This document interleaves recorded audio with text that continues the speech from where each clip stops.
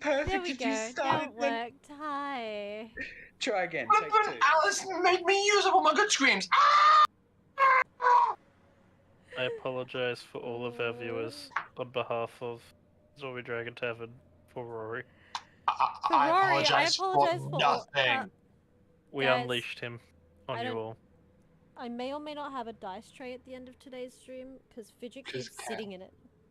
Anyway, behold and marvel at the wonder that is the Stormy Dragon Tavern. 'Tis I, your Space Master, running us another session in space.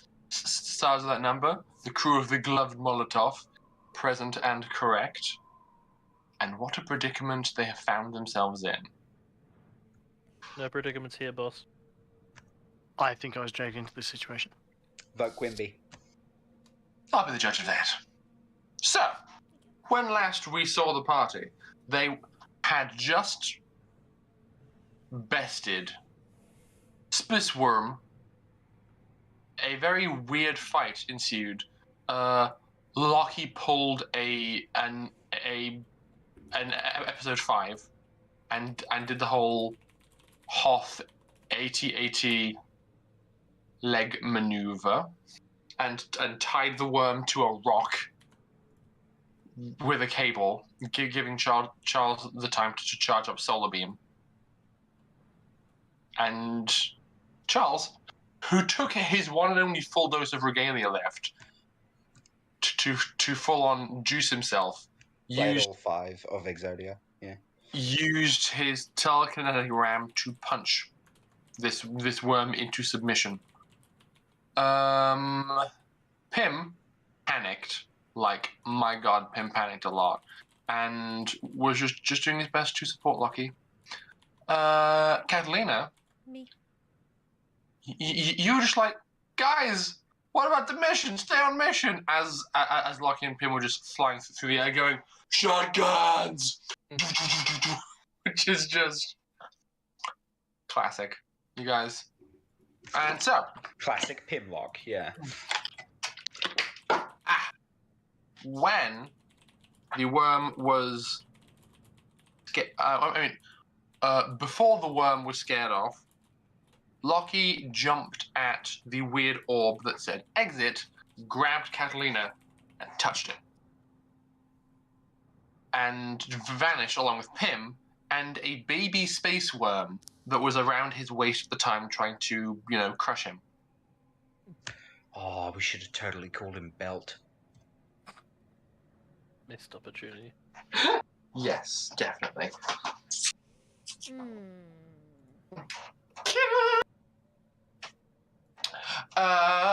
Following this, brain.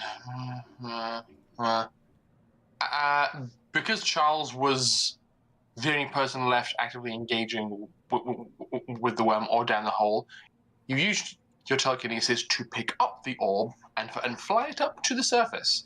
And during which time you smacked the orb into everybody else, including the ship, except Professor Hotake's friend, Buddy, his little robot buddy, just because you were getting salty that he was using Buddy to vlog and wanted to deprive him of that for some reason.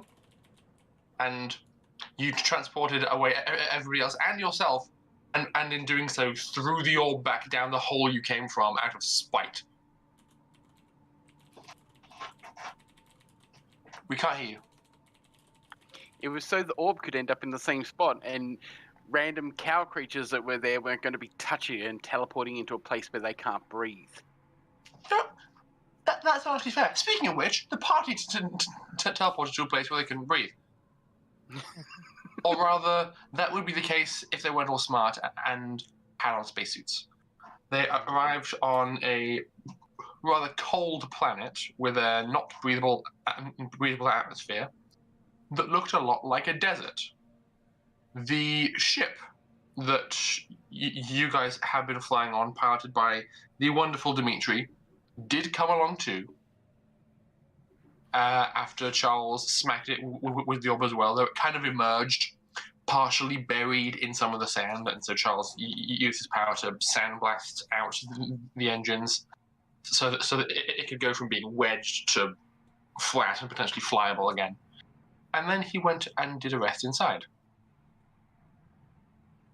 Looking at the immediate vicinity of the planet upon his arrival, Lockie saw that the orb, or rather the compass that the compass app that the party have on their compass was pointing up. And he just thought, oh no, as he looked up at the churning, angry-looking clouds above him. And as the party began to rest and regain their composure, this weird, like, shiny pool off in the distance began to shift and move. And emerging from it was this big rock dude, like, vaguely humanoid, like, big, bulky upper body, smaller legs, and basically began doing the equivalent of what a gorilla might do, and started walking forward, partially on the hands, partially on the legs, towards you guys. And that is where the session ended last time. So, those gathered and present, what would you like to do upon seeing this revelation? Aren't a couple of us still in a tent? We don't know what's happening. Charles went inside the ship to zonk out, but used his astral projection ability to see outside. So currently there is a ghost Charles floating outside. No, I'm just doing the sense, not the projection. Oh, okay.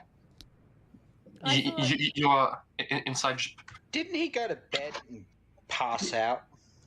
Not yet. He hasn't passed out yet because the drugs are still working. I thought we had Wormy Boy and Cowboy and myself in the tent. Oh, no, Wormy Boy is... because the tent got put in the ship, and then Pim okay, took the Wormy missed Boy that. and put Wormy Boy in the Instabox, Yes. and the cow is... Pim just gave it a sedative. Yes. So Rummy Boy and Cow. Oh wait, the space cow is called Dottie. Dottie, that's What? right. What did Lockie name the worm, if anything? Slithers. Slithers. I wish to see this sitcom now. Dottie and Slithers. So I'll say Catalina is probably She was Or- in the tent with them. yes, and you will have just received psychic healing from Charles, and are probably feeling a bit tender. So you're also probably inside the ship. Dimitri, I feel like would be at the helm, making sure that the ship was okay. But from the helm, you can see outside and see this beastie coming. Do we appear to be level with it? The ship is basically lying on the ground, and this creature is basically moving uphill towards you. It emerged from this weird shiny pool that's kind of in a bit of a valley, not far from you. And the door to your cargo bay is open, and a few people are outside. Oh yes, Hotaka is outside too, having a panic attack because he doesn't have his buddy with him, and is being cooed and coddled by his guards. And I feel like Lockie probably would be outside.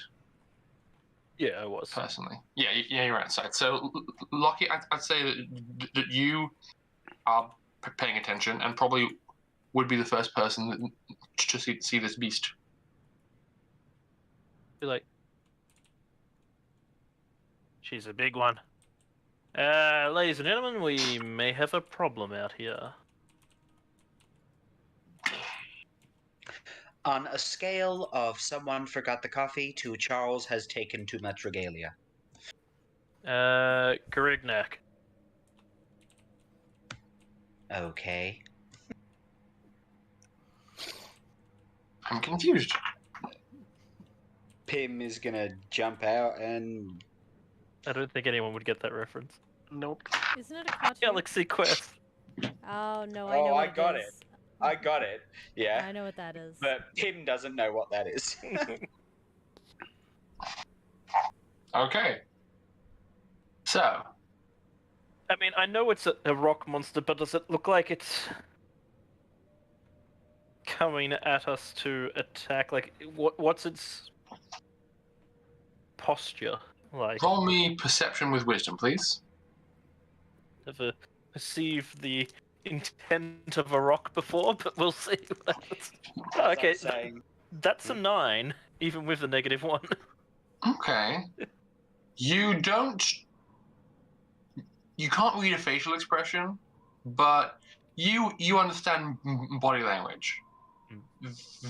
It looks like this creature is just based on this quick glimpse of it. It looks like it's trying to look tough. Okay. And is walking towards you.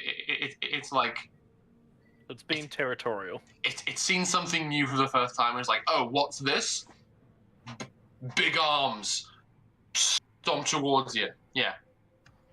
I'm gonna slot into Lockie. Okay.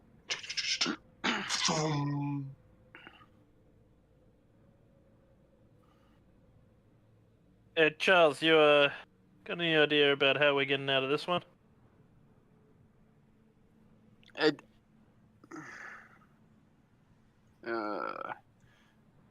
Charles like slowly makes his way outside. Mm-hmm.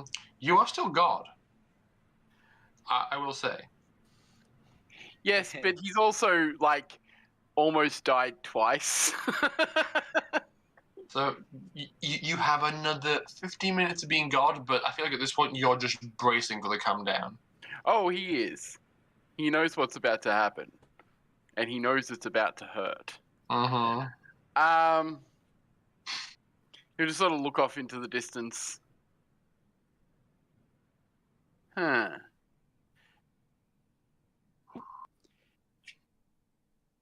He looks to Lockie, be like, protect my body for a moment, as he then concentrates to astral project in front of the creature. I cannot stop myself, Lucky. You need to stop me. Stop you from what, buddy? Pim is going to eject, run over to Charles's body, and then start drawing on his face. I feel like at this point, this is when Catalina walks in, mug in hand, and goes, Hello. So Pim, I see you have already started pranks? So just for context, you are in the cargo bay, which is open to the hostile atmosphere. Pim, the best you could do is draw on the helmet of his vac suit, but that is still funny. That's even more annoying because he will be able to see that one. So, Charles, I'm guessing, Charles walked up to the edge of the ramp. Yeah. Would you have sat down? Yeah. Okay, so Charles He knows he has no control over his body when he does it, so he would have Yeah. made himself comfortable before doing so.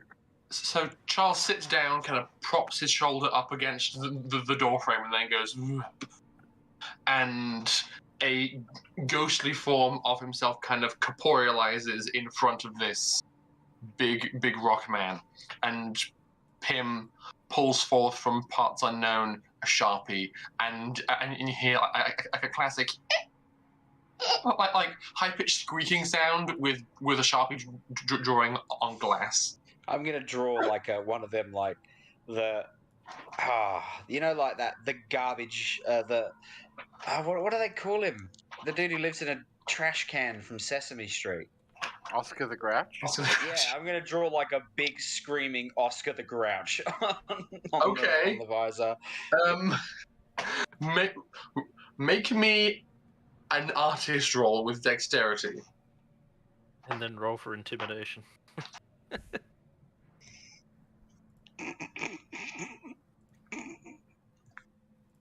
I just rolled double sixes. Oh That's my my good roll for the night, yeah? god. It's not helpful in any way, shape, or form. That's what Mhm. my double sixes are going to be used on tonight. Yes. Nice. So 12 overall, -1 +1.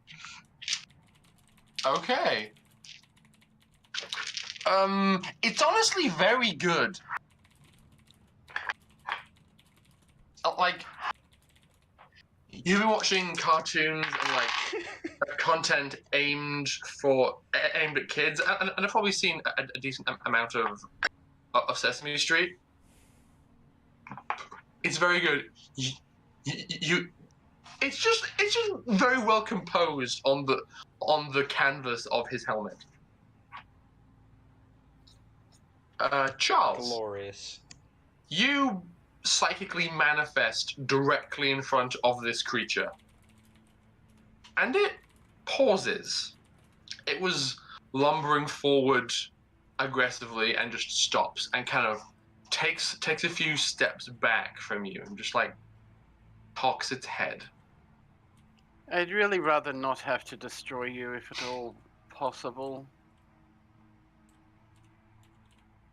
Can you please just go back to once you came? It approaches you again, gets roughly within arm's reach, and just extends a rocky fist gently towards you. And the fist just passes through your torso. It's a stone gorilla. Oh no. I tried to fist bump you.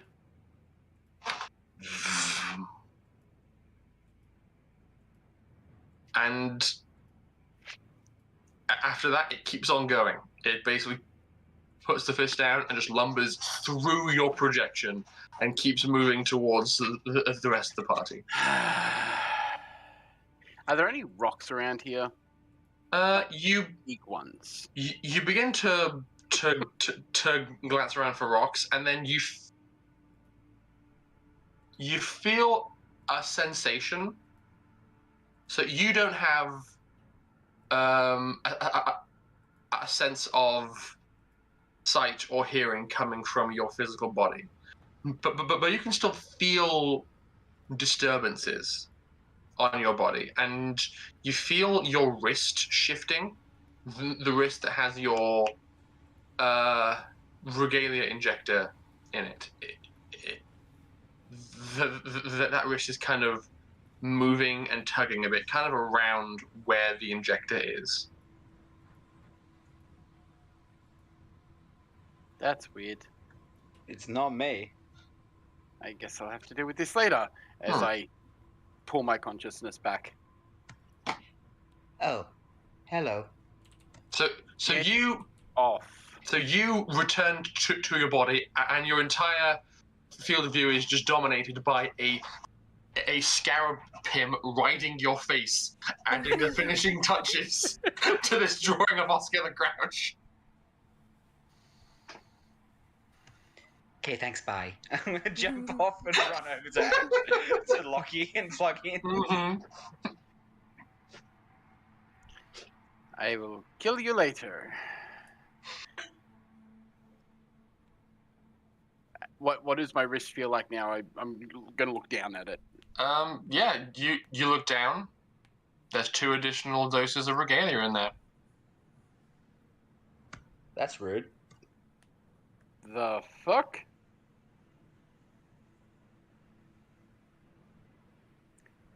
I don't know what's going on here.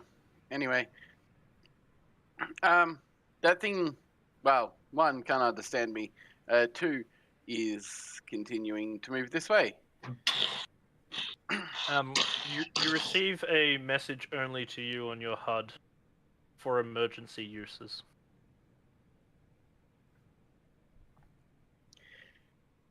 Motherfucker!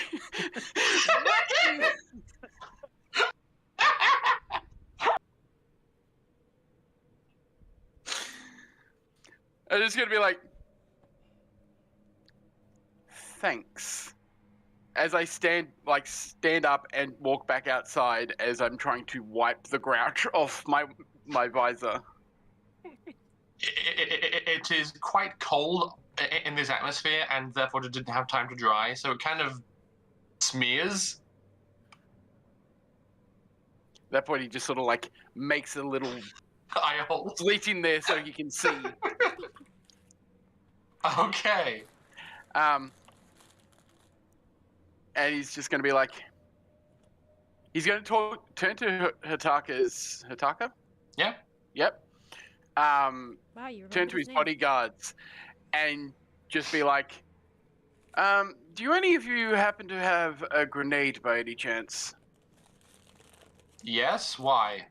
Can I pinch it for a moment? Well, can I pinch it permanently? You're not getting it back. We. No. Guess they'll die. Lucky. The creature's about 10 meters from you, and its like consistent forward march goes from just a solid plod to a trot, and then begins to break into more of a run. What do you do? Ooh, I know this one. Lucky. I'm going to. Yeah, sorry. Continue.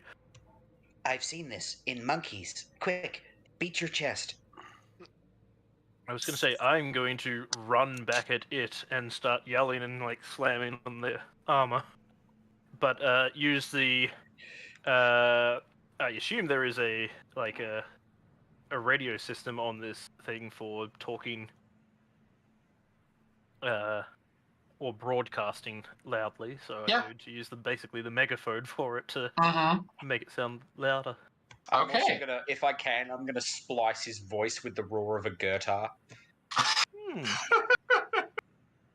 Yeah, sure.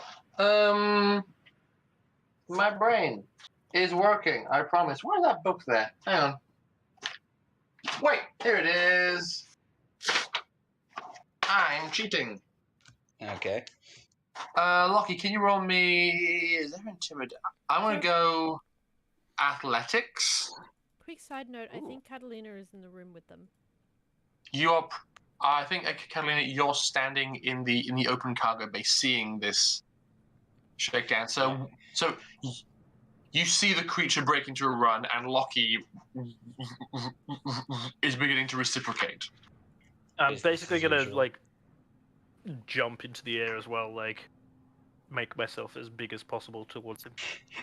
Are you doing a cat from Red Dwarf? Shut up. Better make myself look big.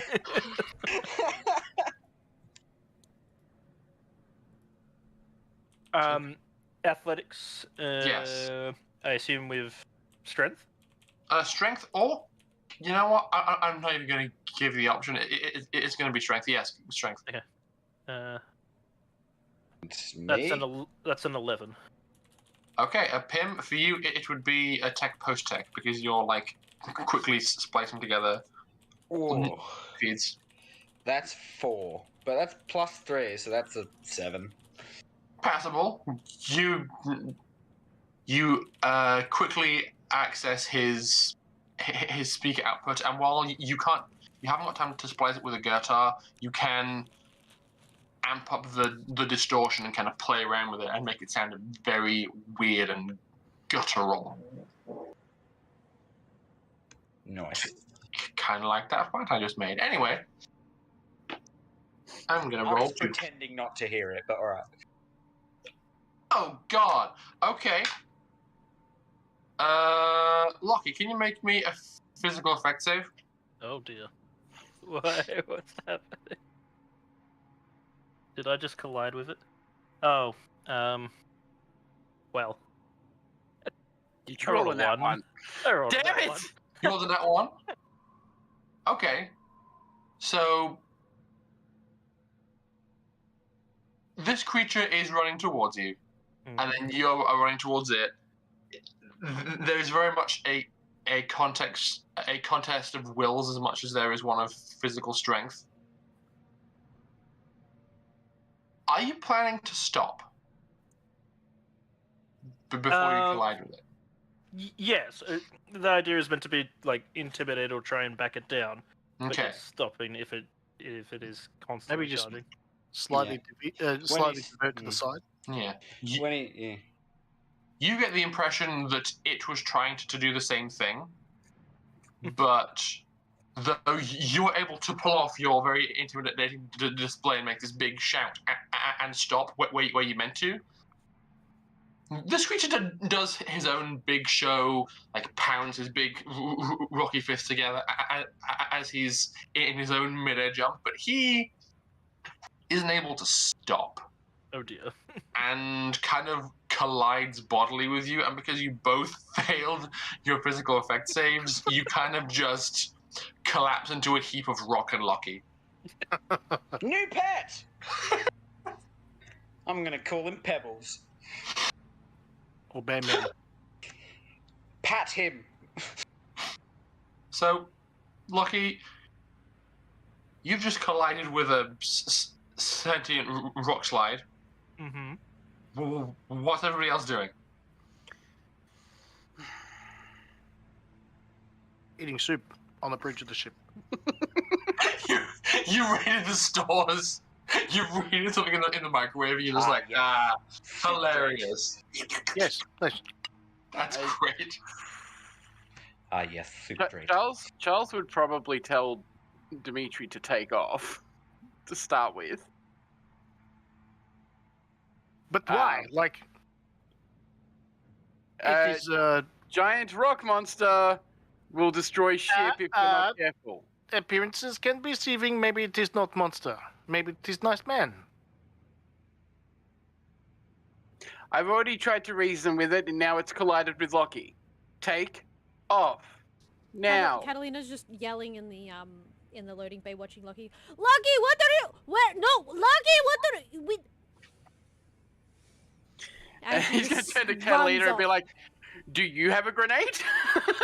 I don't know what's wrong with it. He ain't got no gas in Can it. I have it, please?" It's in my. Where is my duffel bag? Oh, in that corner.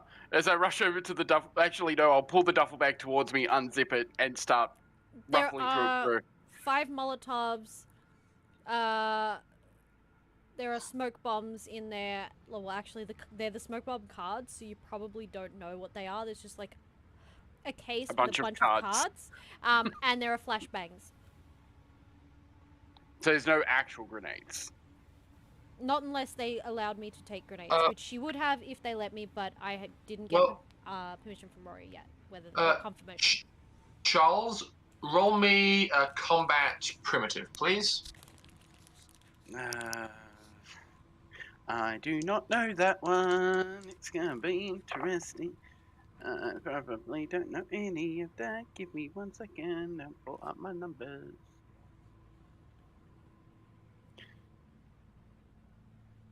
Would that be with wisdom or intelligence? Intelligence. That is a 4. You pull a grenade out of the bag, and you are confident that this grenade is a regular grenade that is going to explode. These are Cool. all custom made except for if they allowed me to have grenades. I don't remember if you said yes or no, so I didn't write it down because I didn't have my tablet on me at the time. Charles loads one into his telekinetic sling and fires it at the back of this monster. The furthest point away from Lockie that he can get. Even if he has to go up and then down like a javelin missile. Make Don't me do that. That's our pet. That's Pebbles. make me an attack roll. Oh dear. That one.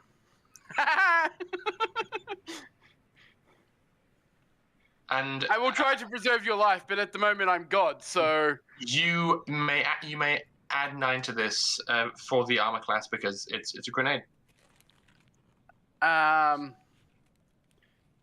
That's like 25. Where is this grenade going?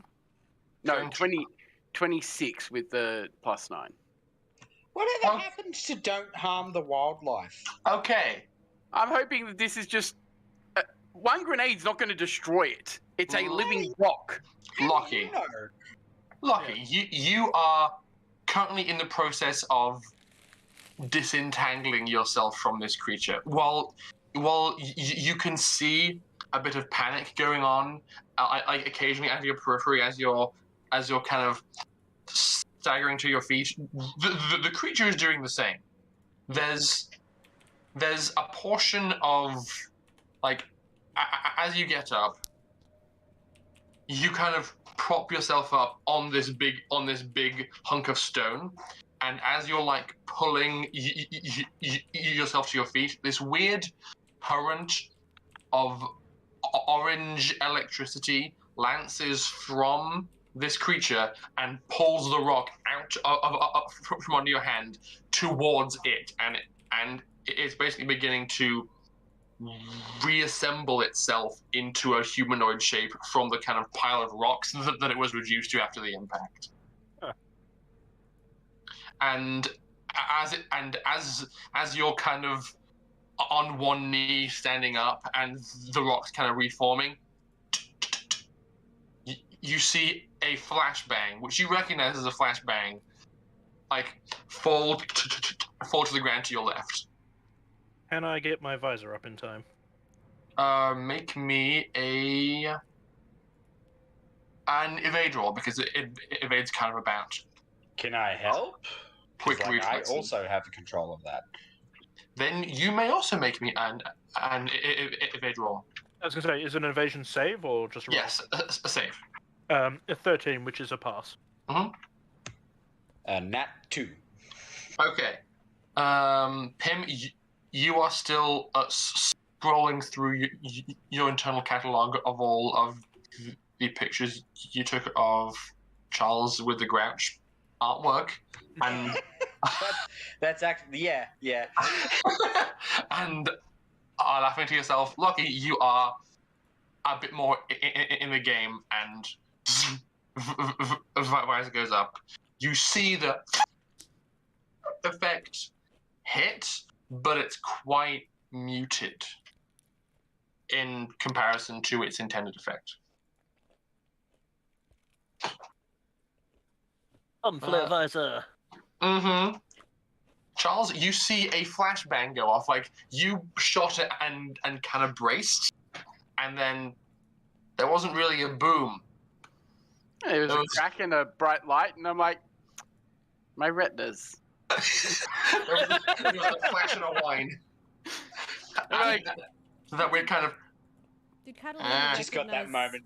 which Yeah. bomb he grabbed and shield her eyes?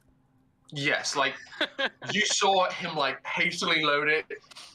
He didn't even stop to confer with you before he fired it, because he's God. So you also saw that he just shot a flashbang off. All I'm thinking of is flash. Ah! And, like, suddenly he's screaming, covering his face. Mhm. And not- God said, "Let there be light." And fuck, it hurts. The creature does not seem to be affected by the flashbang. It potentially does not perceive reality in the same way that you do.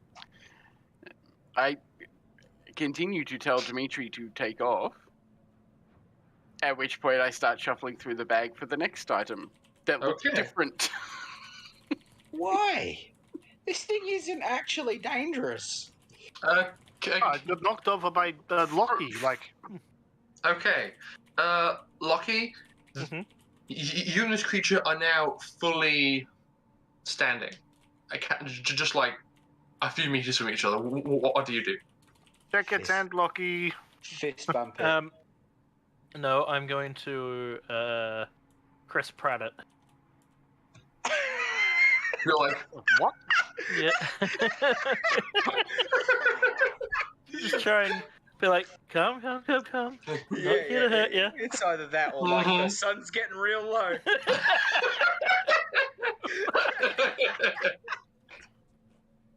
If it eats you, I'm leaving you here. It's Alright. it's a rock creature. Don't care. On the headset, I'm just feeling like, guys, take off. I'll deal with this. I'm gonna put up a photo of Charles's stupid face with the on the visor, and that's it. That's what I do. So Lucky, you call for the crew to take off, and this creature turns towards you and kind of props himself up on his two back legs and begins to do like chest beating, and is beginning to like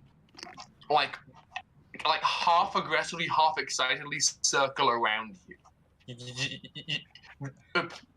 Purely based on your previous roll, you are getting a distinct "I want to wrestle" vibe from this body language. Oh man, you shouldn't have said those words. Across the screen, you see a ready, fight. No, let's get ready to rumble. Lockie gets to wrestle a rock monster. It's Cross like, one off the bucket list. instead of fatality, it's futility. Magnitude 12. Well, the Romney is designed for strength and dexterity output, so why not? Yeah, why I'm going to try and like replicate his movements. Okay. Ooh, let me do it too. I also have a pair of arms. Catalina's still just yelling Okay. from the ship. Loki, what are you doing? I think I'm about to throw down. What are Please you? don't go rumble. Rumbling Pim's is just good. making monkey noises.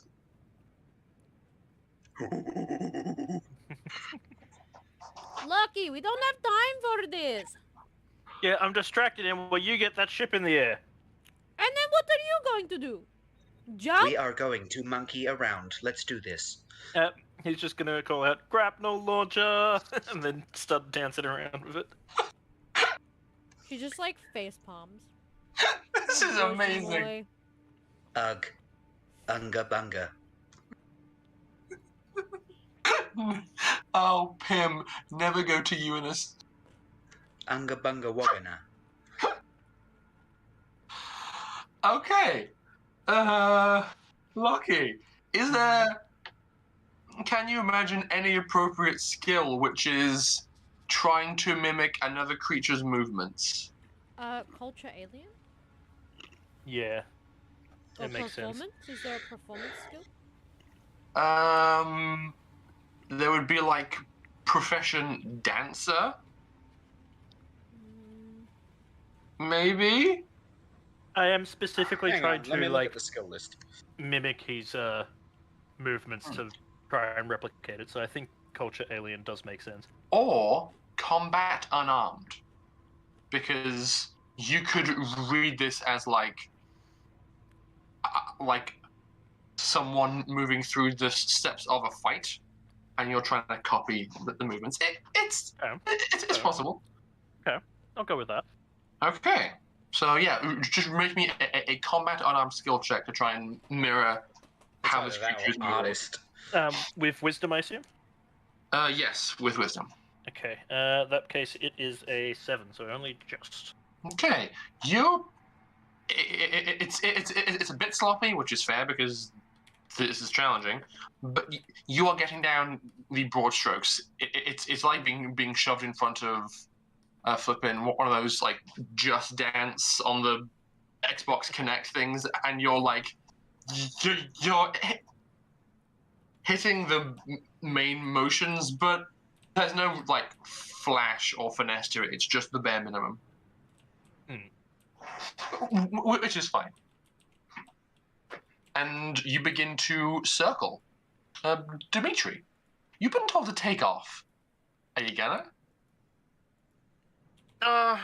Slowly. Okay. Can you roll me tech astronautic, please? Because the ship did get a bit knocked around, and while the crew was composing themselves, I assume you were checking to make sure the ship was okay. That is 6 on the die. Plus 2, I think. Okay. The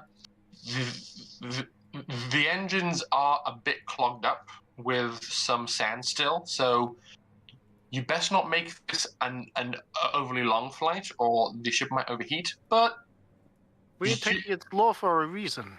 exactly. It isn't just to piss off Charles, it's also because the engines are full of sand. Yeah, so you can fly it just slowly and carefully until you can clear out the engines, and also not for too long of a duration either. Okay.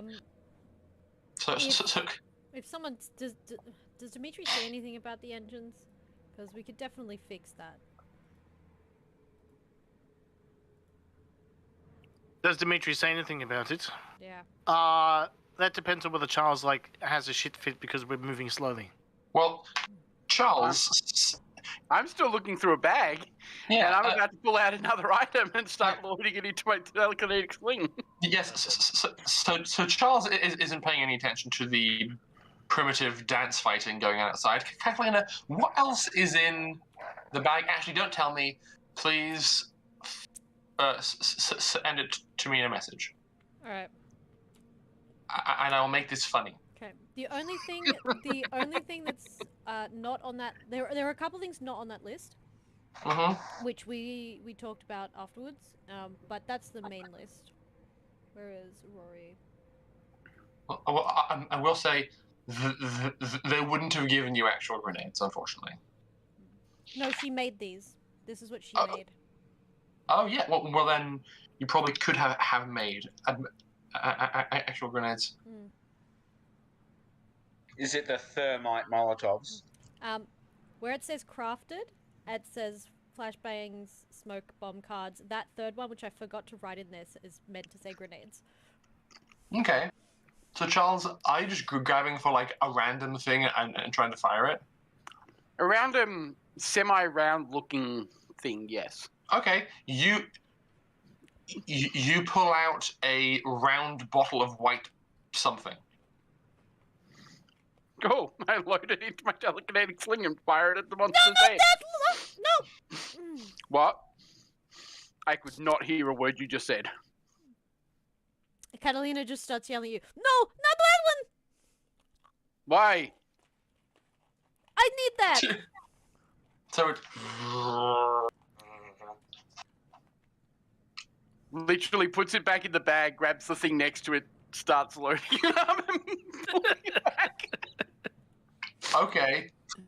You grab a handful of glow bugs and prepare to fire them instead.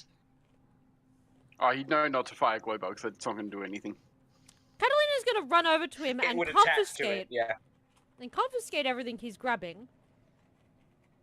And if you say that Catalina was allowed to make them, Yes. the grenades, yep, okay, she will grab one, put it in his hand, and go, please stop rummaging through my bag.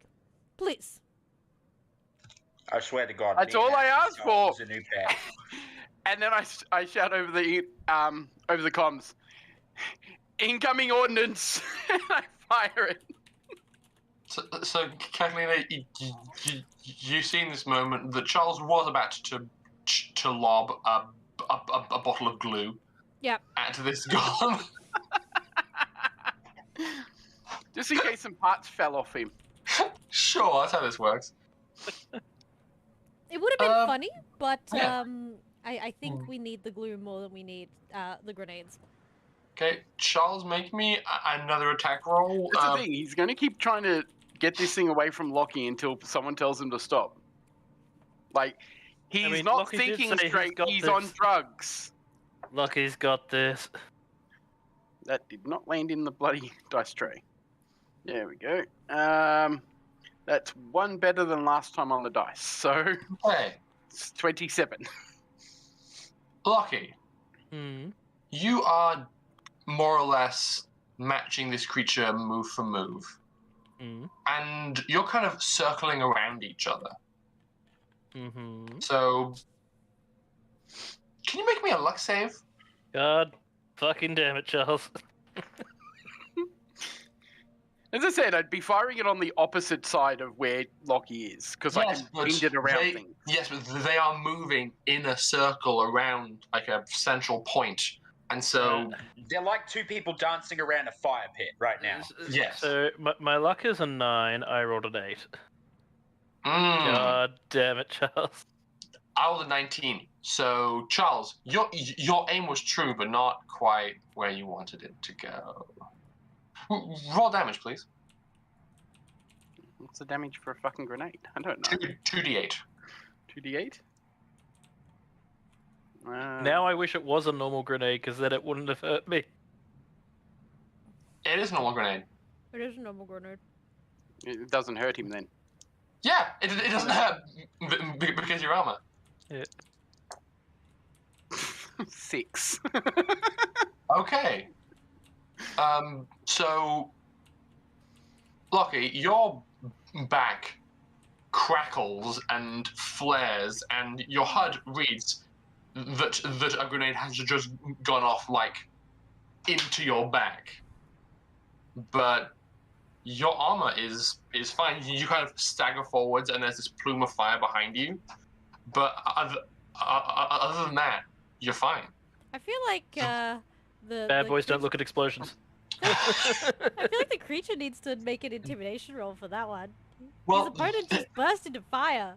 Well, here's the thing. The creature stops because you stopped. He sees what you've done, and you see that portions of, like, the rock of this creature begin to shift and move, and, like, bursts and arcs of lightning begin to come out of his back, like, trying to mimic what you just did. Because he's like, oh, you're adding a thing to the fight. Well, if you're copying me, I'll copy you. So he's trying to parody the effect of a grenade going off behind him by releasing this, like, these orange bolts of lightning behind him. That's I never thought I'd say this, but Charles, shoot another one. Fucking space wizards. Right now, we're having a dance-off. We will win.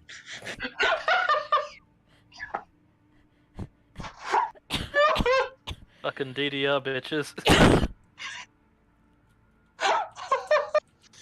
This is where we throw Hotaka in, right? What? But this is where we throw in Hotaka, because he's blubbified. Blobs like electricity. Hotaka is brown paper bagging it in a corner because Buddy's missing. Buddy's gone. Oh, right, yeah. Well, He's having a panic attack. It makes me happy. You're a dick. he's No, you know he's what? high. He was annoying as hell. Okay, Buddy was cute. Hotaka, not so much. So you kept the more annoying one and left behind the cute one. Well, Flawless logic. there's no consequences to leaving behind the cute one. Oh. And we would have got in trouble for leaving behind the expensive one. You're implying that Buddy wasn't expensive because he was. No, I'm just implying that Hotaka has a very greatly exaggerated, like, opinion of himself. That's fair. So Pim's told you to. Well, Pim has told you to fire again. I'm gonna put my hand out at Catalina, just like, I don't care what it is, just give me something. No! Try something with smoke. Fine! And she hands you a Make Molotov. it colored smoke. Make A Molotov? Actually, is this atmosphere flammable at all? There isn't any oxygen in this atmosphere, unfortunately. It doesn't need to be oxygen to be flammable, though. Yes. There's methane, though. Okay. Oh, great. Okay. So No, it's highly explosive. no! We don't want to be Highly on the birth of a new star. Cool. That's why I ask, because she will not hand you a Molotov in that There's case. no way there's that much methane. One spark and the whole planet would go up. There's a bit of methane, a little bit of methane.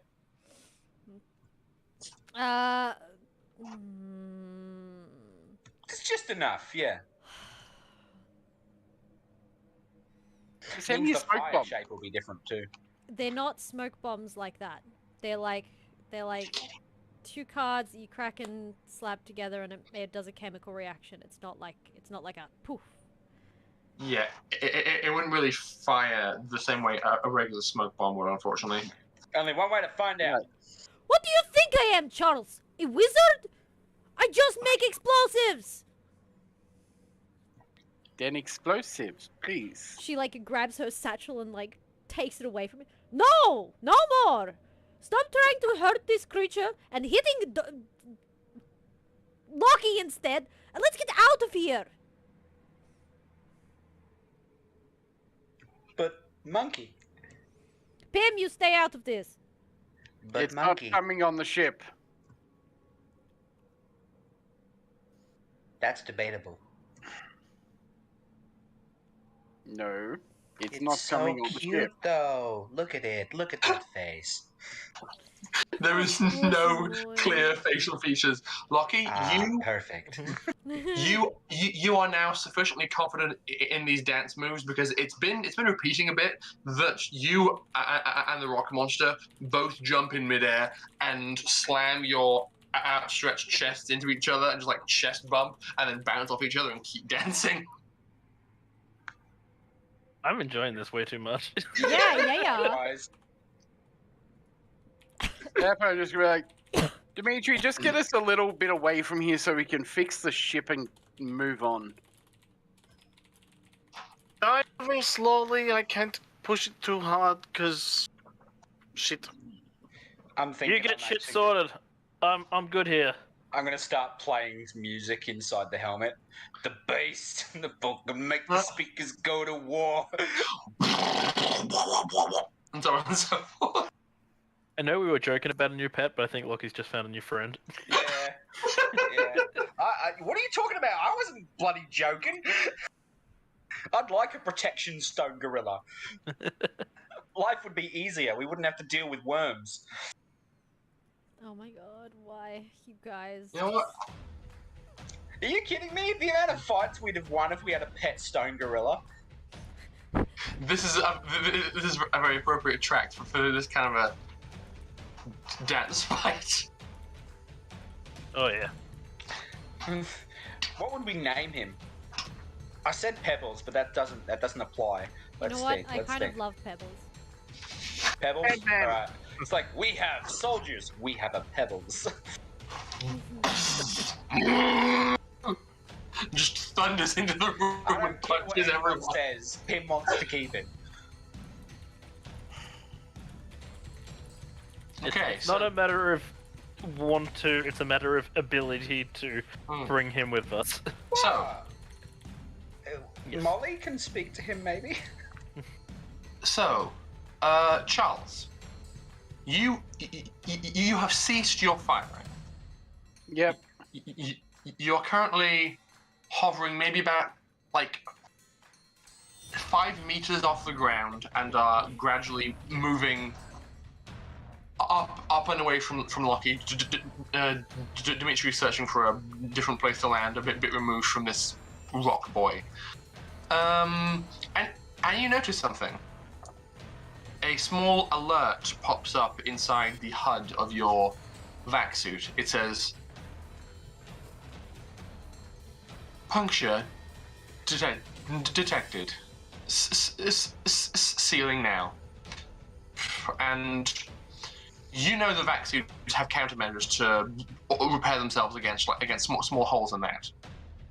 And it tells you that there's like a small tear across your left upper arm. You glance down, and yeah, there's a tear that's being repaired from the inside. And then you see 2 more. Bloop, bloop. Puncture detected. You glance down. There's a cut across your knee that's sealing. A cut on your shoulder that's sealing. And then, ow! You get physically hit by something. At this point, you glance down and you can see that there is a small cut, like, in your chest. and I'm gonna bring the future. The thing is, would it have hit me or would it have hit telekinetic armor? Is it active? Yeah, because I haven't taken it off since the fucking worm. I'd say it still would have hit you. It would have cut past and into the armor, and into you. I quickly grabbed my bioscanner and checked what the fuck that was. You scan, and you see that a small sliver of diamond just hit you. Lucky, you need to get out of there now. This place rains diamonds. As I retreat back into the ship.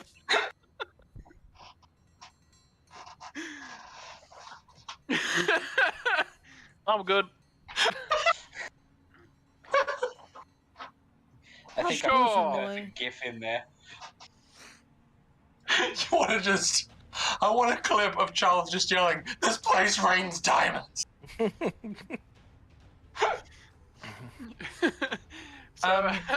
Yeah. Charles will try to collect some samples telekinetically because fucking diamonds. Okay. So both you and Kathleen are kind of standing on the precipice of the ship, on the open doorway, and Kathleen, you're wearing an assault suit, so you are slightly less likely to be punctured, but you are beginning to get similar pings and readings on your own HUD of nicks and scrapes and occasional actual impacts that hit and damage the armor. Yes, and sweetie pea. Sorry, keep going. yeah, it's just like ting, ting, ting, ting, ting, ting, just battering against you. You look up and you are beginning to see that the roiling clouds above, which were potentially threatening something, are beginning to unload, and it's spitting now, but it's gonna pick up. Oh dear. Got full-size diamonds. Catalina over the comms will say, "We need to find shelter as soon as possible." Dimitri, This is not one storm we want to be caught in. you are at the helm, and you're kind of scanning around, going, "Where to land? Where to land?" And then you begin to have. I'd say because it's a ship. Initially, you are just registering, like scrapes, but there are small portions of hull damage beginning to be registered where larger shards are impacting, and it's happening occasionally, but. But more than once is too often. This thing can stop lasers and highly propelled thermal stuff. It's hard to believe that. It's a bit hard to believe that like diamonds could like damage them with rain. When you're being hit by that many, it is very possible. Fair enough. Space diamonds. Diamonds is also one of the hardest materials in the known universe. It actually has a really high fracture point, though. A really low fracture point, sorry. Yeah. It's also not super duper heavy. But space diamonds. Space diamonds. Got Space it. diamonds. So, Dimitri, your part training is kicking in, and you're thinking, this ship's hull has a time limit before this rain is about to cause some real damage. Okay, so I scan these surroundings looking for, I don't know, a cave or a rocky overhang or something. Okay. You fire up the scanners. Roll me a perception check. I will allow either wisdom or intelligence for this roll. That is 10 on the dice. Oh, okay.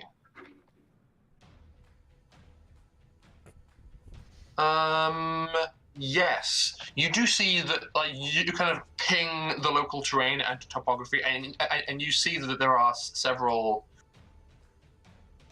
hiding places nearby. a good number of them would be big enough for like half a dozen people, but you need to fit a ship.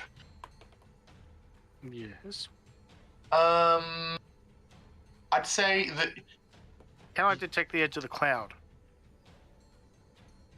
you want to get above the cloud. No, I'm thinking like move to the edge. Ah, right. Unfortunately, the cloud covers the entire planet. Oh. Because it's not a big planet. Your scanners are having a bit of a difficult time with the atmosphere, but you can see a bit of a trend forming. That if you traveled in a certain direction, the size of the caverns in that direction are growing gradually larger, and you think if you followed that trend, then maybe you'd find one large enough to park the ship in. Okay. Lucky, we need you aboard. We need to move.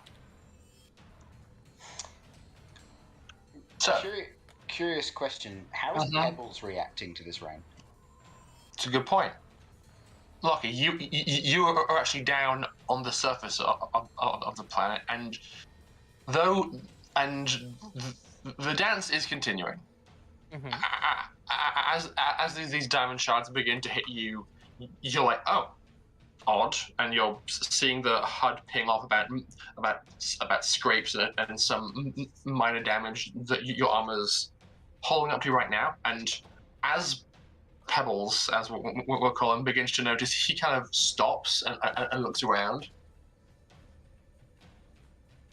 We're gonna gesture for him to follow. Okay. Let's see what he did first. But okay. Okay, well, that's what I'm gonna do. But what does he do first? Well, he looks up and around and walks away from you guys. He's going to walk off and seems to be moving towards a nearby high point in the terrain. It's your body, Lucky. What do you want to do? I'll follow. Yeah. Okay. He might be showing us towards some kind of protection. So he walks off, and the rest of the crew. Locky doesn't appear to be making any motions to fire a grappling launcher and come up to you guys. He's walking away from where the ship is facing. Be with you guys soon. Just checking something out.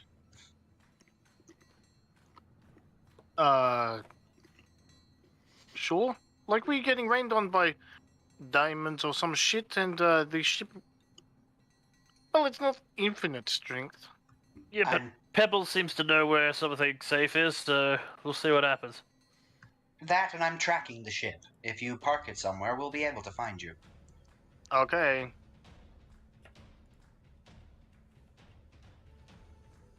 All right. I guess we should move then. Honestly, this is the most fun we've had in a while because it's been just constant battle. Now we get to have a dance-off with a rock golem. So, Dimitri, you fly off seeking cover, and Lucky, you begin to follow this creature. Mm-hmm. He doesn't appear to be moving in any great amount of haste, and you're beginning to see the diamond rain is picking up. get under him. Yeah, I was gonna say, is there room for me to, like, shield myself underneath him? You can certainly try. Do it. So yeah, Then I will certainly try.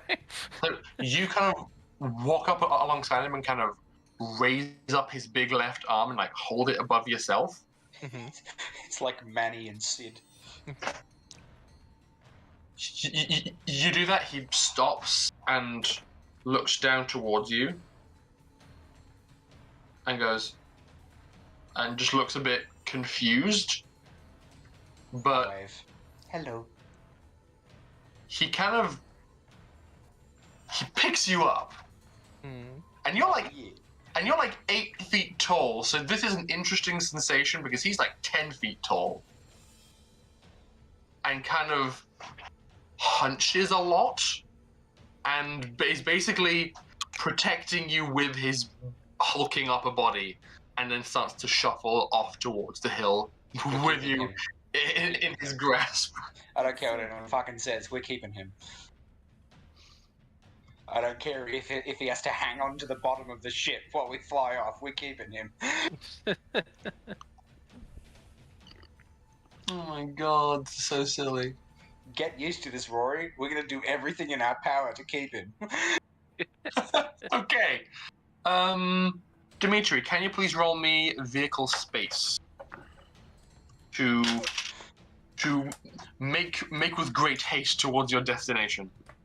I wonder how the AI is going to feel when we just come out at the final bit after the test with 4 new That is animals. Say again, sorry? That is 12. 12. Damn. Okay.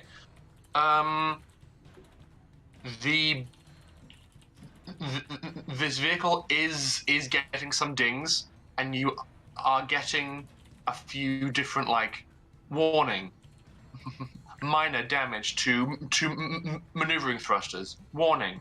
Minor damage to landing gear. Warning. Minor damage to external doors. So wherever you land this ship, it's gonna need some repairs once you get there. But you are able to skirt across the surface of the terrain, kind of follow the ridges of some of the more mountainous regions until you get to a large open cavern, and you can swoop down low, duck the ship in there, and land safely.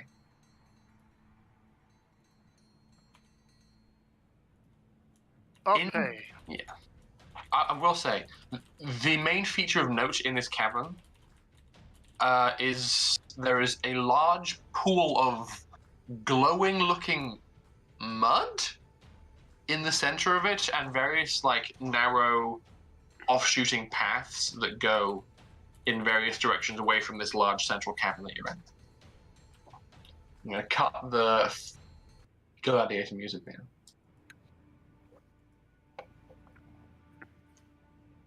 Can I use ship scanners on surroundings? Yeah, sure.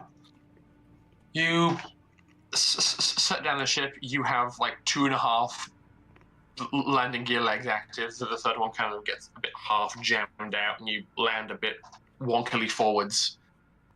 And yeah, you ping and scan the surroundings. Upon initial inspection, you are surrounded by rocks. Oh, yes. But when your scanners pinged the terrain where Lockie was, the scanners barely registered that he was dancing with anything. The only thing the scanners picked up on was a bit of heat, a bit of motion, and a central core of energy. But you don't see that in here at the moment.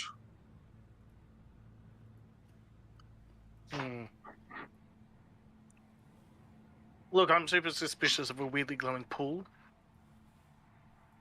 Have we been tracking where the compass is leading us? It has continued to point upwards, but as the storm has picked up, the upwards has itself been moving. So you'd guess that the exit is being carried around by the wind.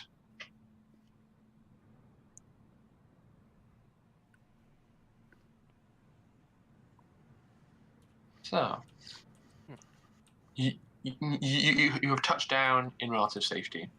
Lockie, you and Pebbles have made it up to the top of the hill.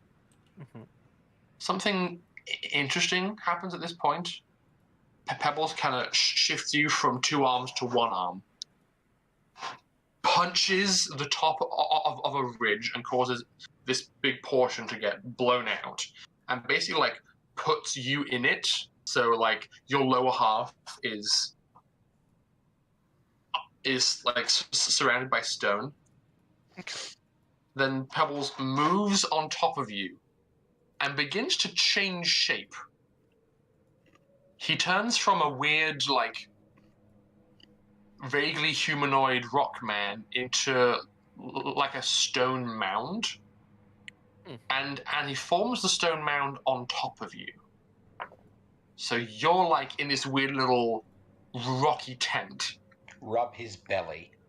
And from this perspective, you can see that in the center of him, there is this bright, glowing orange gem just kind of floating, suspended between all these rocks. And you can see occasional arcs of orange lightning jumping from this gem to the various rocks that make up his body. I wonder what would happen if you plug my core into it. And as his form kind of settles, you can see several very intentional gaps in the sides of this form that he's made. And as the wind begins to pick up and get more and more aggressive, the gem begins to spin. It's going around more and more and more, and it just begins to go around so fast you can barely even see the motion anymore. And the light contained within this gem begins to just thrum faster and brighter. It looks like it's charging. So, what I'm hearing here is we need Charles to be able to keep this thing alive. Or some sort of telekinetic field. Keep it away from Hotaka. This is actually kind of cool. It's a damn step up from being caught in war and weird mutants. This is what I wanted to do originally. Go to new planets, discover new things. Don't worry, Pim. We'll do this at some point. Going to attempt to radio the crew.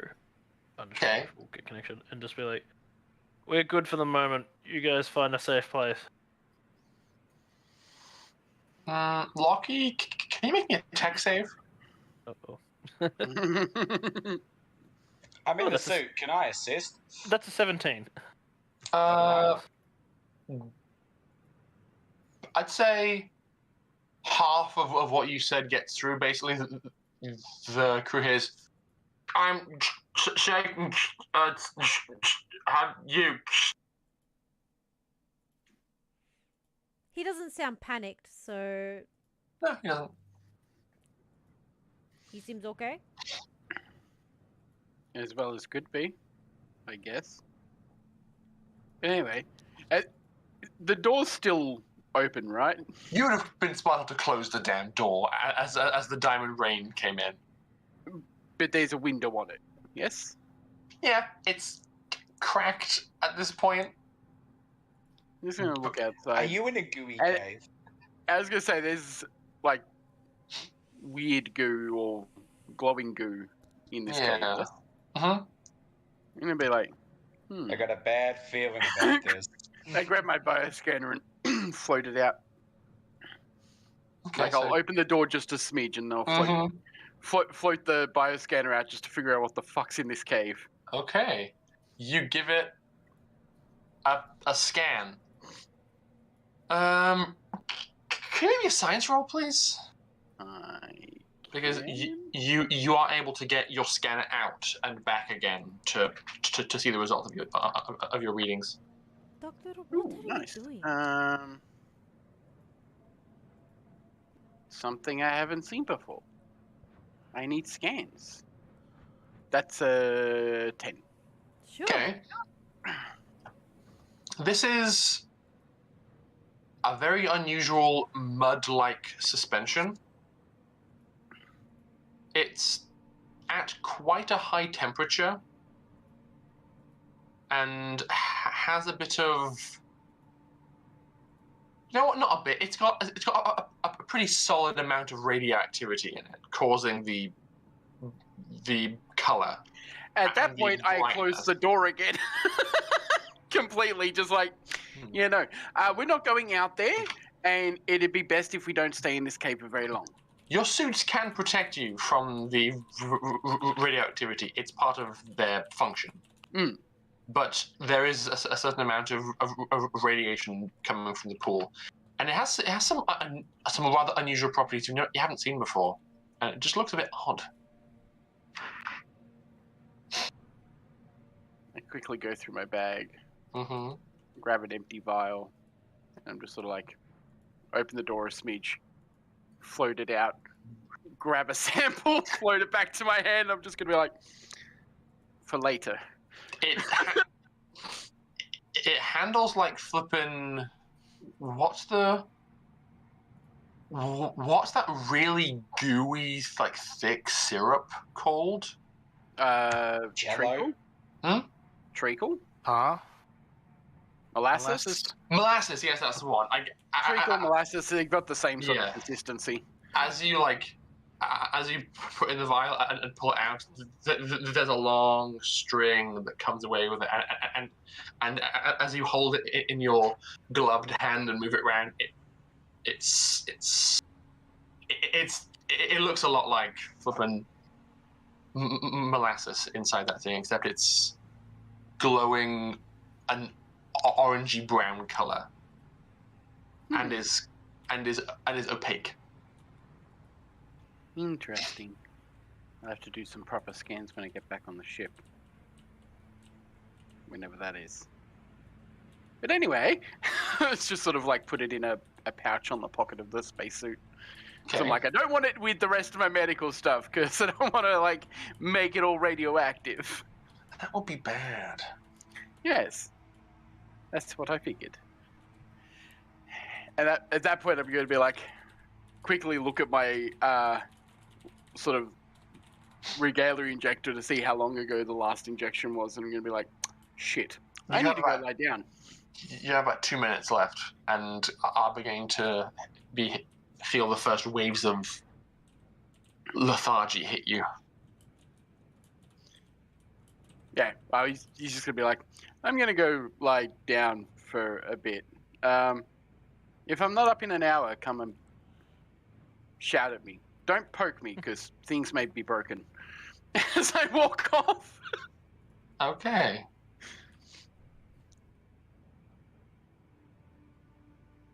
Catalina's gonna stay there, supervising the worm and the sheep, space cow.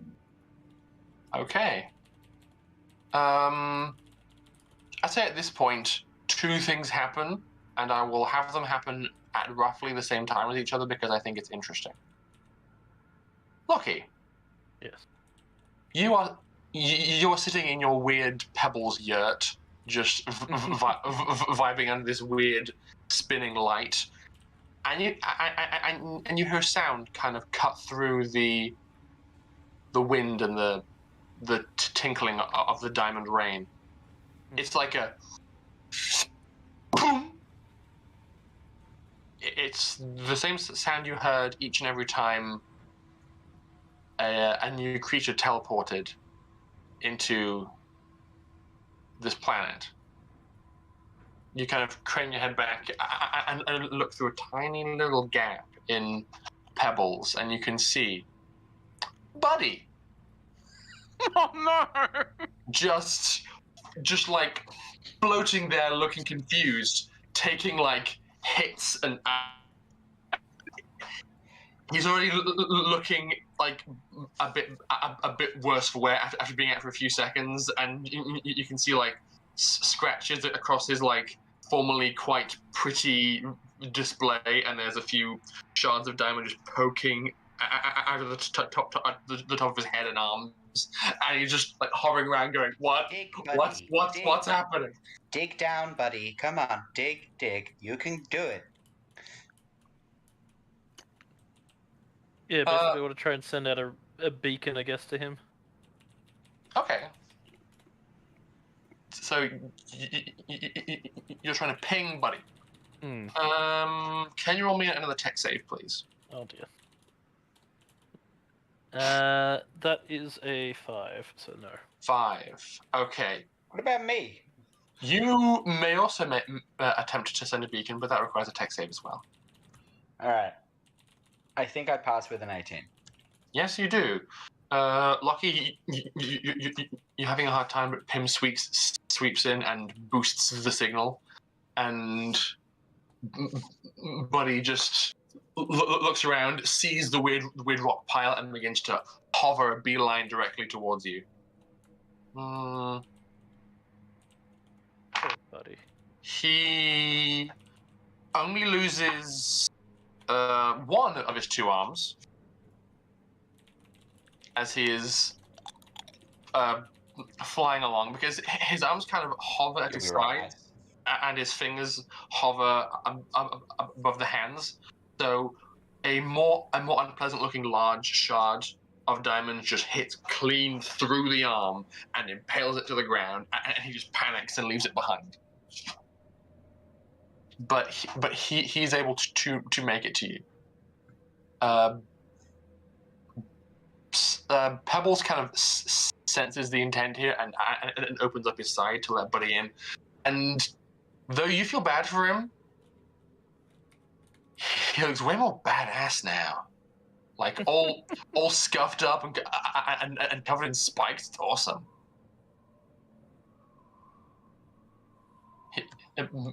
But he slots in there and goes, hello. Word. Fully rad. Where am I?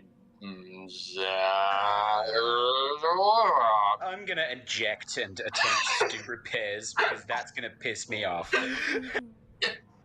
You give him a once over and can see several immediate problems, like there's... Thank God a toolkit is built into the scarab. Yes. I'm gonna do repairs, okay? Yeah. Roll me tech post-tech as you're just crawling over his body with a little soldering iron going and trying to fix whatever you can. And while 13 all up. Okay. You were able to pull out several of the larger diamond chunks, poke a little tool in there, and fix portions of solder. It's not perfect. It's a rush job, but you get him repaired enough to communicate. And Can he I says, also make changes to him so that Lockie is the overseer of Buddy? "Not at this point, no." Damn it. He would have been the fourth pet. He looks up and goes, "Vert, thank you. Where Hotaka?" I'm sorry to say this, but he's dead. Unfortunate. Yes. In his last dying words, he said that you should stay with us, your real family. I am programmed to return to Astonome. I'm gonna put a scarab, like one of the scarab legs, to where like sort of like shushing him. It's okay. Shh. You don't. It's fine. Don't worry about that. That was then. This is now. This was Hotaka's final order. I will begin drafting an in memoriam video. I'm sure he would have loved to have seen it. Cut across. I'm gonna slot into Lockie, and all Lockie's gonna hear is. This is so mean.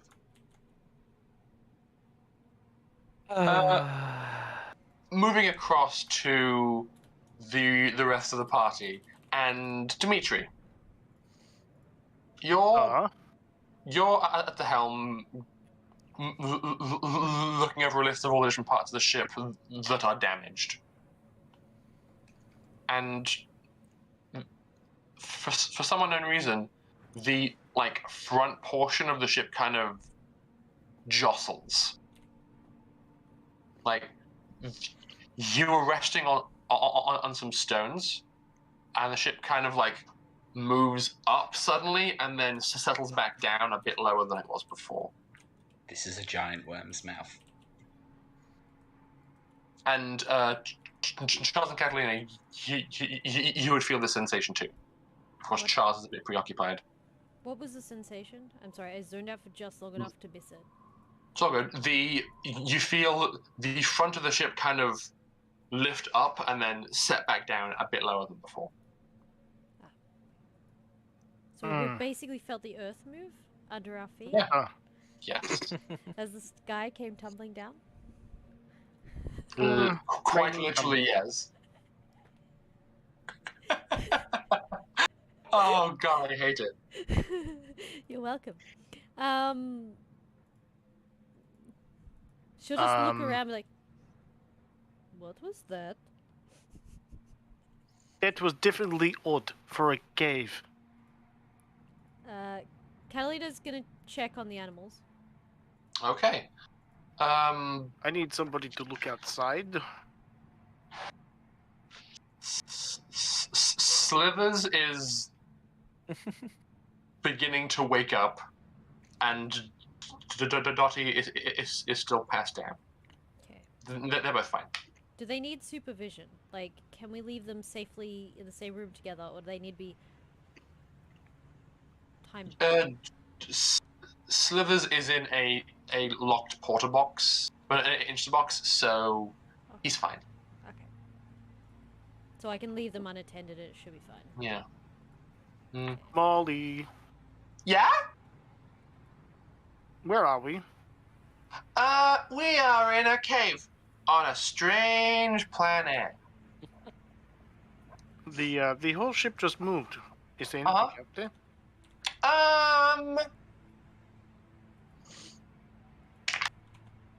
Yeah. There is, oh, Lockie was playing with one of these. A rock man? Yeah, we landed on him. Oh, that's not very nice. He was asleep. Now he's not. Can you talk to him? I'll give it a shot. Want to come too? Sure. Okay. Yes. Okay. I feel the earth move under my feet. I feel the sky tumbling down. Thanks, Fox. You missed my amazing dad joke. There we go.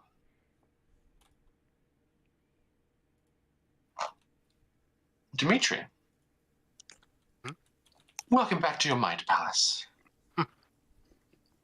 You're standing in this very pleasant glade once again. It's raining ever so slightly, just a gentle dapple of rain, and you're surrounded Not by diamonds, for fuck's sake. No, not diamonds.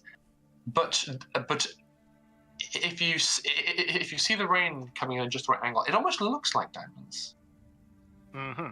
And you are surrounded by a stand of trees. But as you kind of step back and look around, it's almost like your mind palace is like floating in the middle of space. You look out towards the edge, and you can see an obvious edge. The floating rock just kind of drops off, and all around you is basically an energetic orange lightning storm just kind of crackling around you in every direction.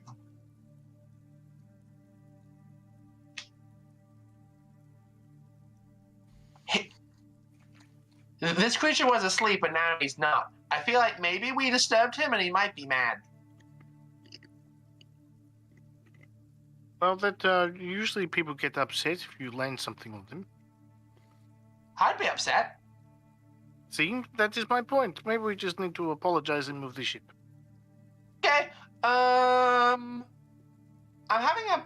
Oh, these are some weird memories, and part of the, like two halves of a fork of lightning kind of freeze and become a weird, gently shaped frame for a screen kind of in the sky that forms. And Molly's, like, cycling through memories. The impression you get from seeing this is that these creatures have a long life cycle.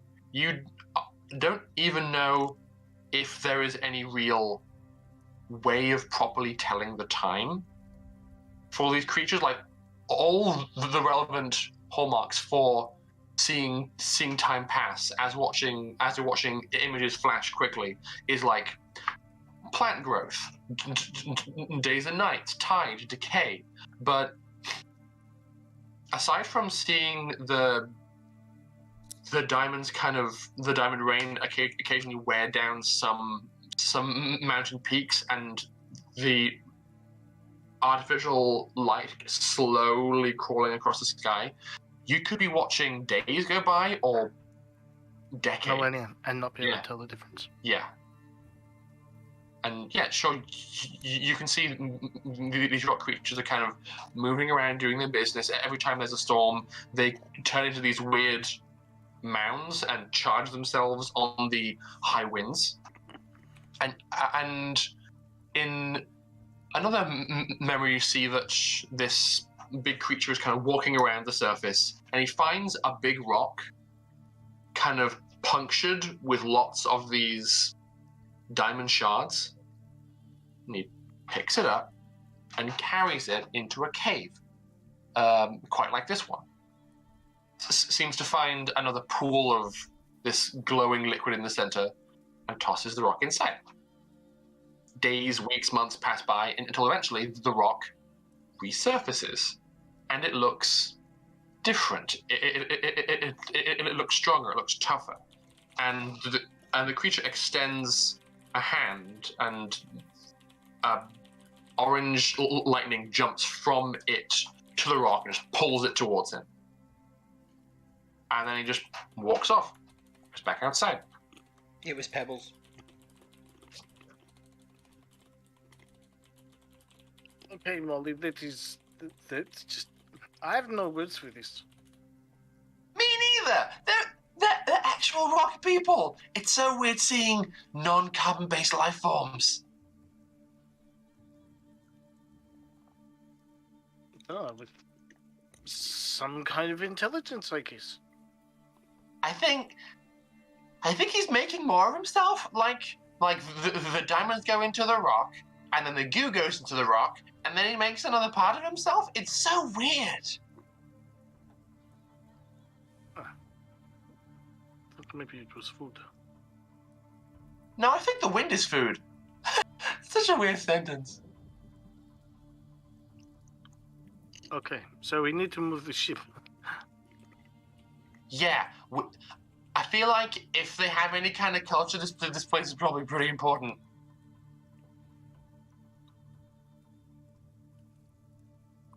Okay, we'll put the ship back to hover, and then we will look outside to see if the storm has fucked off. Hey. And that the storms of lightning around you begin to like fade and dissipate, and the edge of your periphery just shrinks away until you wake back up at the helm of the ship.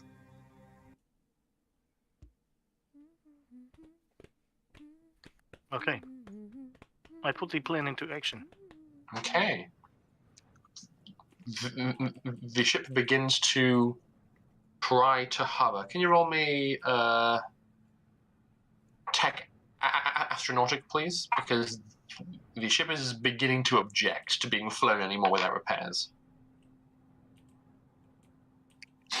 That is 10. 10. Okay, you cross some feeds and do some cheeky engineering nonsense. I'm The like, ship come on, is, just a little bit more, baby. I just need to move you 20 feet. and yeah, the ship is able to comply and kind of kicks off and begins an unsteady hover. At which point you can see two of these rocky creatures just kind of standing beneath, looking up. One looks like a bit perturbed and is kind of like gesturing towards you, kind of moving its arms in this kind of direction. The other just like walks to the pool, checks the pool,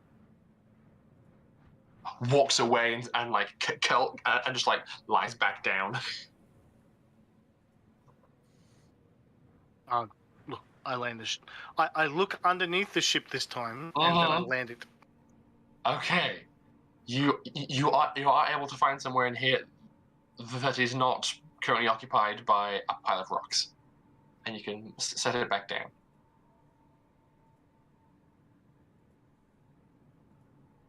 Catalina, Yes. you've been unsupervised in the cargo bay. What you doing? She was observing the animals, sorting through her bag, making sure there's everything there. Oh, look, the towel's still there. That's good. I hate you. How did I just realize? Never leave home without your towel. Don't panic, everybody. Go on. She's probably going to spend some time assessing the ship a little bit and seeing if there's any small maintenance things that she can perform. Yes. Yeah. Yes, there are. Unfortunately, they all need doing from the outside. Well, that's not very helpful then. So you're like standing next to the door, kind of swiping through the ship's internal diagnostics, going outside, outside, outside, and you see that the big metal door you're next to is just ringing as though something just hit it. Nobody's home? What the fuck was that? She's going to try and figure out what was that. Do we have cameras on the outside at all, or? Yeah, I'd say so. You pull up a camera.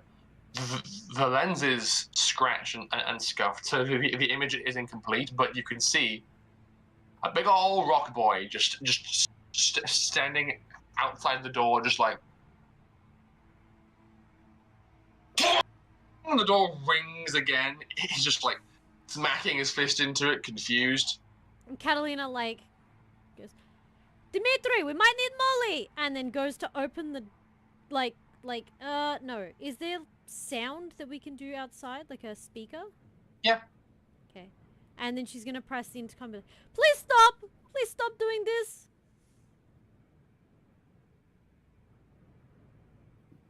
Dun, dun. Dun, dun, Molly, stop! dun, dun. Dimitri! What? Can you get Molly to tell the rock giant outside to stop? He's beating up our ship. That is possibly because we woke him up.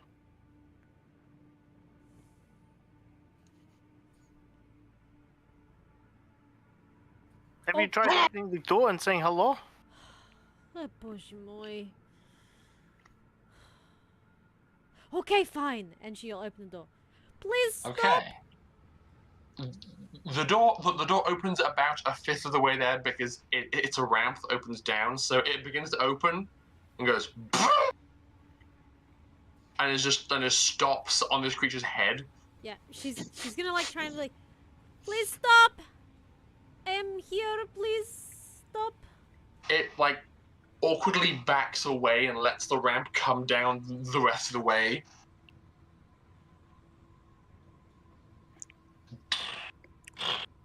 Walks up the ramp past you and begins poking around inside the cargo bay. What are you? No, you can't. Don't touch that. No, please.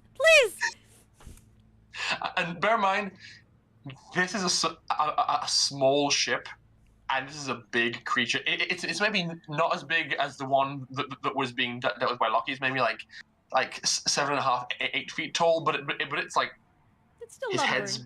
The boulder is confused by this flying box. His head's in parts because the ship's curved around the edges. His head's scraped against the ceiling, and he's just like pushing boxes around and just generally curious. If he ignores me for long enough, she'll grab a random tool and just throw it at it. Oi! Stupid rock! Stop ignoring me! He stops, turns around, looks at you, Hello? looks at the wrench. The big fist moves towards the wrench, Oh, this is gonna end badly. and like a little arc of electricity goes to the wrench and it kind of magnetizes to the rock, holds the fist up, and then it's like the creature reverses polarity and the wrench just shoots back towards you. Make me an evade roll, please. I knew this You was done coming. fucked up. I knew this was coming, but Catalina is Catalina, guys. He's playing catch. Can't catch. He's gonna be like, Papa? Papa, can you hear me? That's a pass. That's an 18.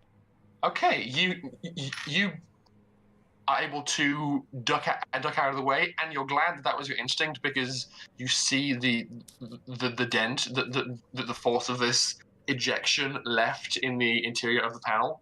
There's just a wrench kind of sticking out of the wall now, and when that happens, the creature turns back to the boxes and keeps poking around. Catalina goes into the comms.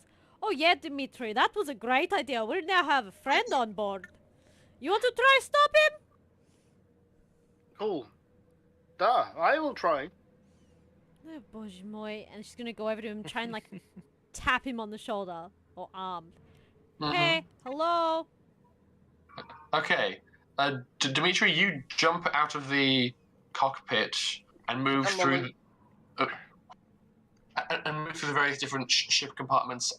As you do, you get to the cargo bay just as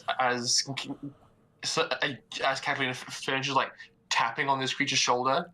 It stops, turns around, and basically brings forward this big like blunt fist, and then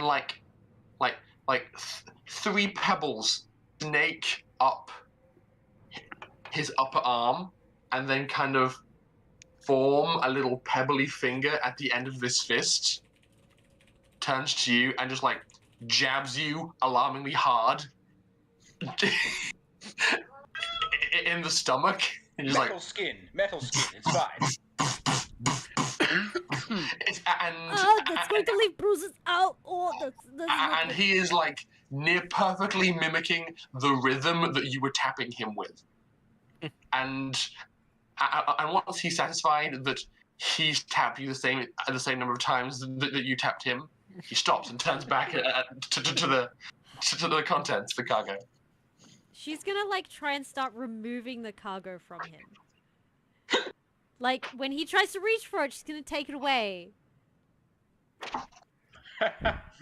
Okay, Dimitri, you have entered and are Giant seeing rock toddler. Yes. a really weird tug of war between Catalina and a crate, and the rock creature.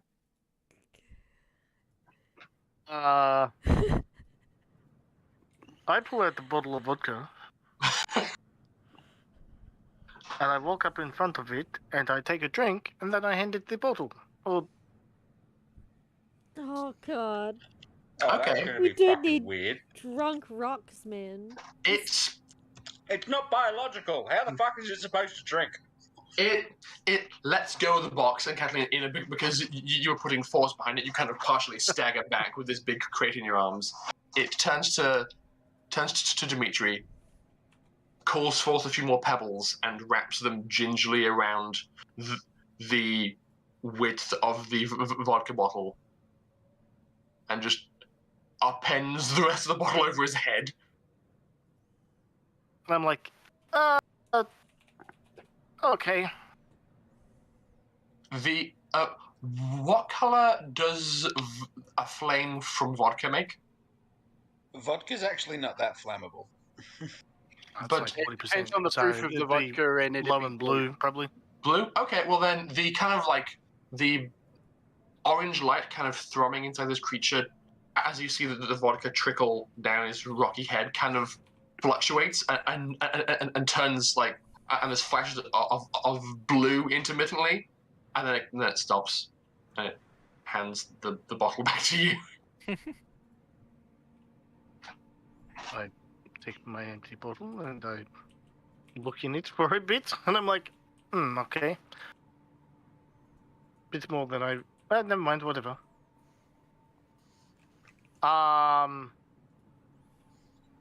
What's the Rockman equivalent of a joint? Like,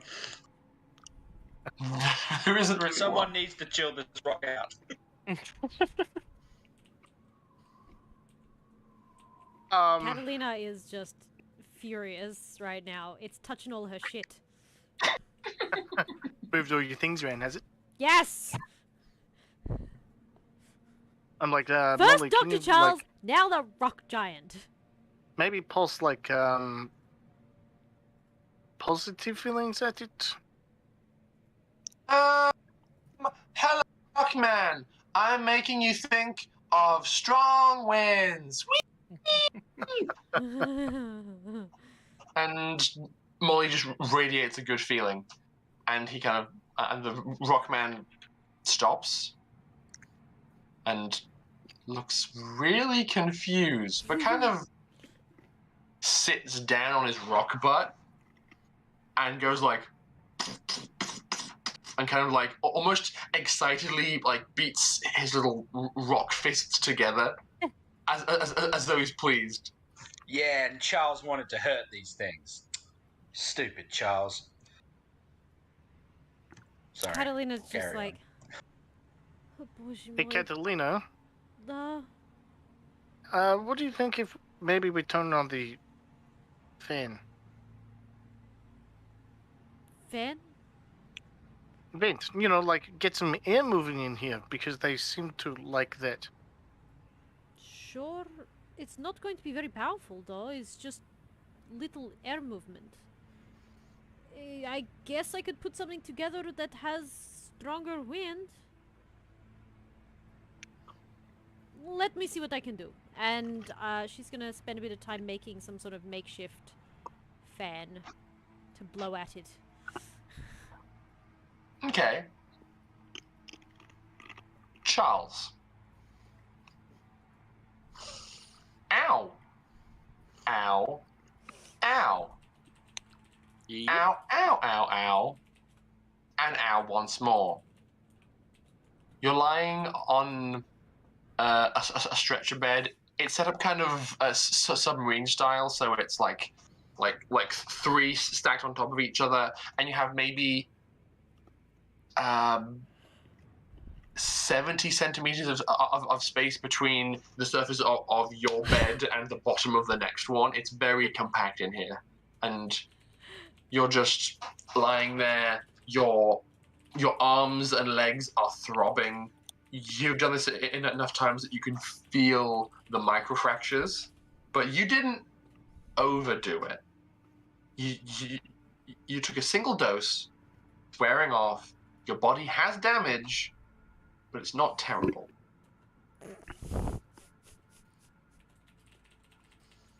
I just basically start healing myself bit by bit Okay. while lying there. Amusingly, your own functionality is slowed, but you can speed it up a bit with your technological aid.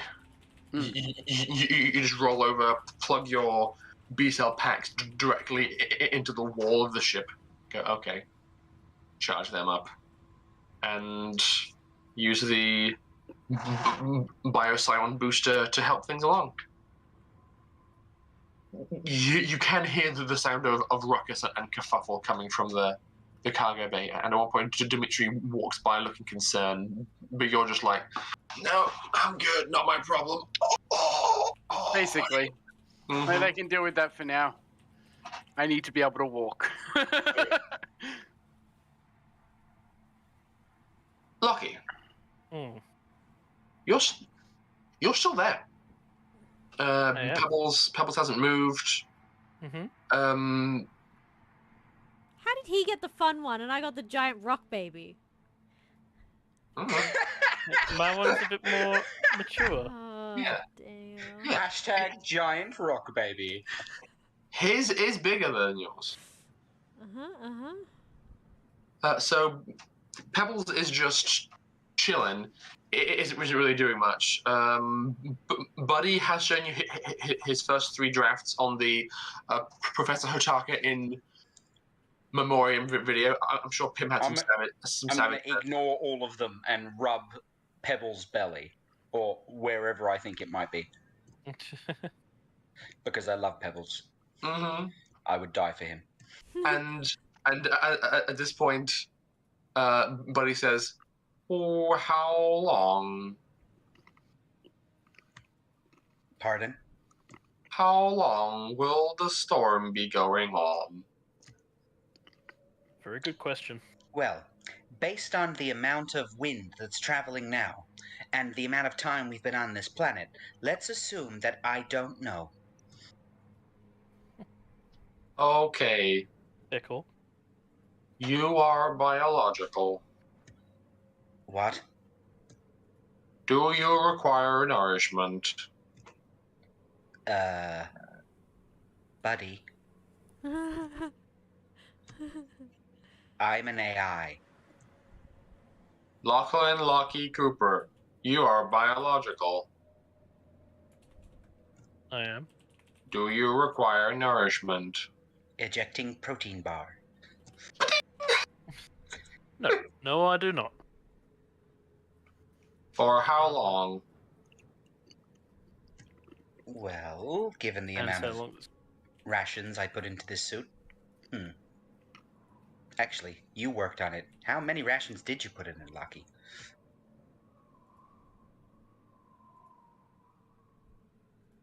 7 days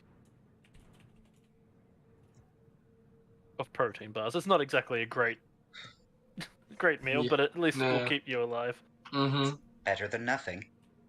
I have to survive on the nourishment of pranking people. I understand. I will shut down to conserve power. Thank you. Really.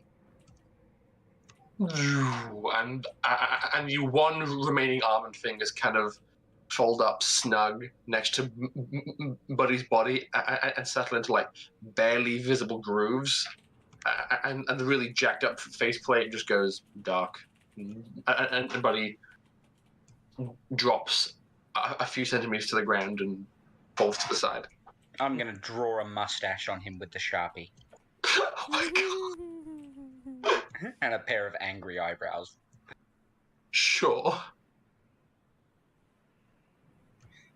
What? Charles might forgive me if I do that.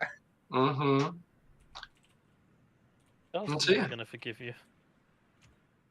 You're just sitting there underneath Pebbles. You have no idea how long the storm's going to last. You have no idea when Pebbles is going to be satisfied. And you're having a hard time contacting your friends. Catalina at some point would have responded back, or tried to, through the storm. But it would be jabbled mess. Yes. Well, Catalina, you make me a tech save as well. For your message. Lucky, did you want me to solve our communication problem? If you can work on it. The suit would have some level of atmospheric sensors. Yeah, I'd say so.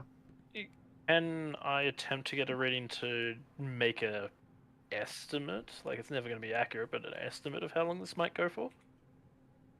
Sure. Make me a science roll. Ooh, I passed by one. Meanwhile, Oh, I'm shit. gonna. I rolled a 10, but I think that's a... 7? No, 10. Be 8. 9. No, I've got a 0 in intelligence, not negative 1. Rory, I rolled a 13. My save. Okay. It's a 9. Okay. Catalina, what is your message?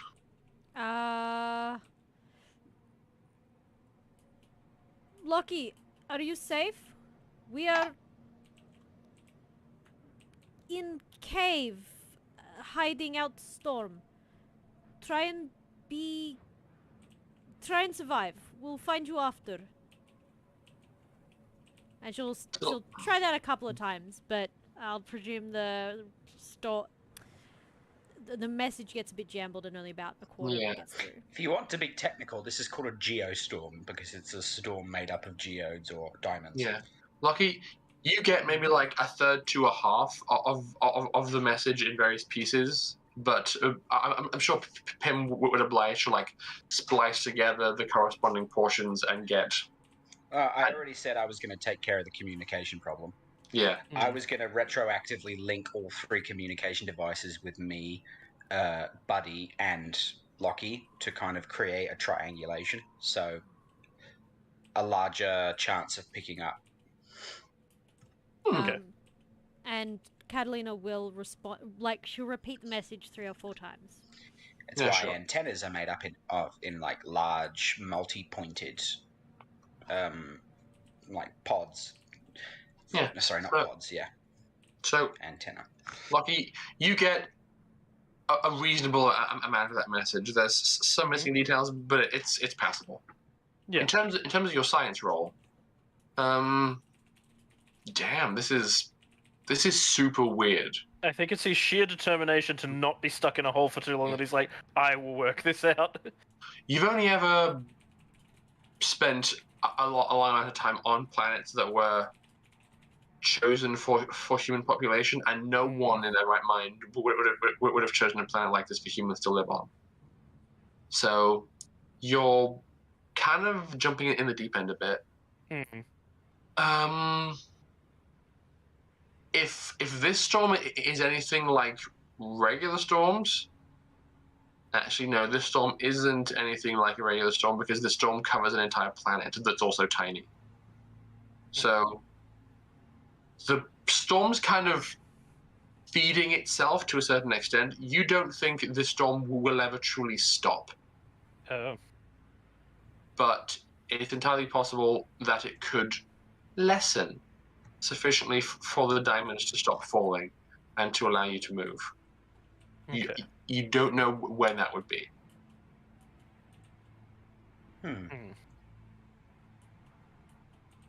This is problematic. That is putting it lightly. Just a tad. I reckon we ride it out for an hour or 2. Things don't improve. We take our chances out there.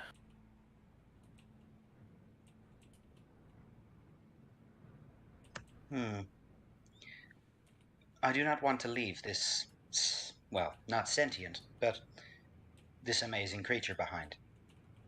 Not so upset about leaving Buddy behind, but... Oh, buddy. I feel bad for him. Let me triangulate the location of the... What was Hotaka's ship called again? Big Buddy. I am sad. Alright, I am triangulating the location of Big Buddy based on the information given and the messages received by Catalina. I suppose I should start acting seriously for a bit. Might be good, just till we get out of this. The trouble is if I use too much processing power and take things too seriously, the further the brakes slip. So, make sure to crack a joke every now and then, please. My life literally depends on it. Okay, triangulating. I think I have the location. Oh, that's a decent distance. How far away? You have a cardinal direction and a vague distance. But based on the topography, you're not sure how long it would take to walk, but it's like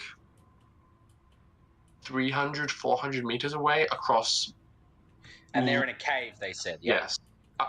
Across... You know what? No, it's not that close. It's more like... Because, sphere.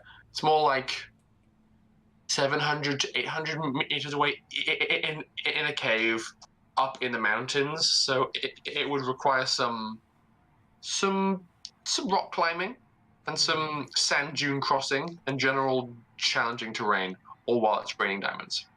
I'm going to exit out of Lockie and tap the pebbles.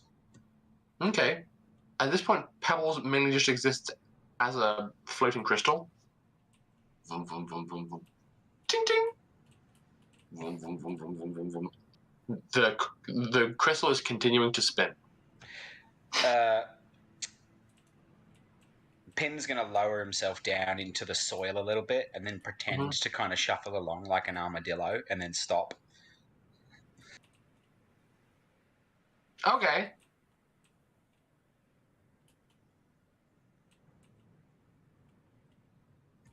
You do. Ah, so it's sleepy. Okay. He's charging.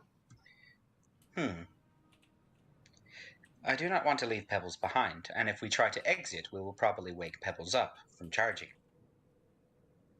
I have a very dumb idea. I'm all ears for dumb ideas. So, do you still have that grapnel launcher? Aye.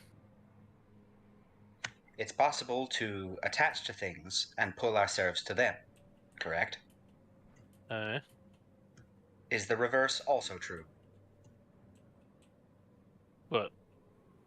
Pull them to us? Attach the grapnel launcher to Pebbles, and then take Pebbles with us, using him as a mobile umbrella while he charges. I don't think it's gonna work like that. We can try, but... Well, as long as... It's not going to be easy, because I do not want to damage that gem in any way, shape, or form. This is not easy. Perhaps we could hold on to... We'll have to wait for the diamonds to lessen. Hopefully by that time Pebbles will be standing up and we can take him with us. Hey, Pim, Yeah? can you just roll me just flat intelligence, just 2d6 plus your intelligence modifier?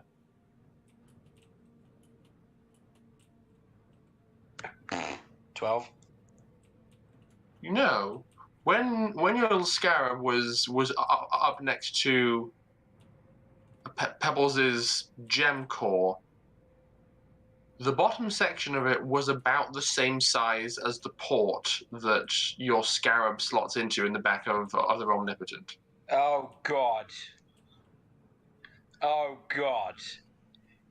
Fuck the hell yes. Oh, God. Lucky. I'm about to ascend. Should I be concerned?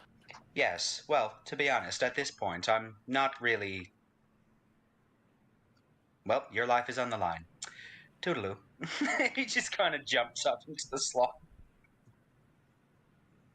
At this point, he's more thinking of the survival of Lockie than himself, so that's why he was like grapnel launcher, because he wanted to make sure that Lockie was shielded from the diamond rain. But hey, if I get to slot into Pebbles, that's awesome.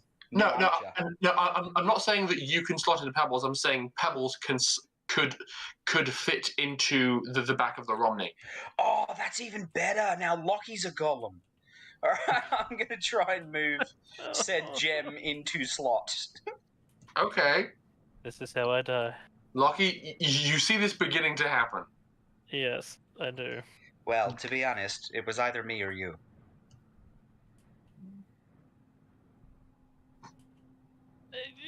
I mean, I suppose at this point, Lockie doesn't really know what he's trying to do. I'm going to draw a smiley face on the gem before I put it in. So you look up and you can see Pim's little weird scarab arms grabbing two sides of the gem and kind of like pulling it out of the central position being maintained by Pebbles and like trying to drag it down towards your back. Pim, should you be doing that? Probably not. Okay. The alternative is we wait here to die. That's fair. Besides, Pebbles has been very nice up till now. If my arms break, you're buying new ones. Pim, roll me strength, please, with your tiny, pathetic little scarab arms. Would you believe me if I said I just rolled double fives? It is statistically possible. However, you have got a minus to your strength. Yeah, I got a -1 from my strength, and if this is athletics, it's another -1. So Indeed. it's 8. Lucky he's not doing this alone. The force being exerted by the gem to hold it in place is too strong for him to properly move it. Loki will assist. Okay. And So regret you his are- life choices. You are swole, and you just reach up, wrap a meaty fist around the gem and go and insert it into the back of the Romney. I'm gonna hug it to keep it in. Catalina. Yeah. God Son of a bitch! Ah. You have a weirdly excitable-looking giant rock baby bouncing up and down inside the cargo bay, going. Catalina is not a children person. What toy can she give this thing to play with that he's not gonna destroy her ship? Yeah. She's trying to make a fan for it. Ah, yes, you were. Okay. Per stick? Yes. Let me take per stick, please. Oh, it's not starting out well. Whoops.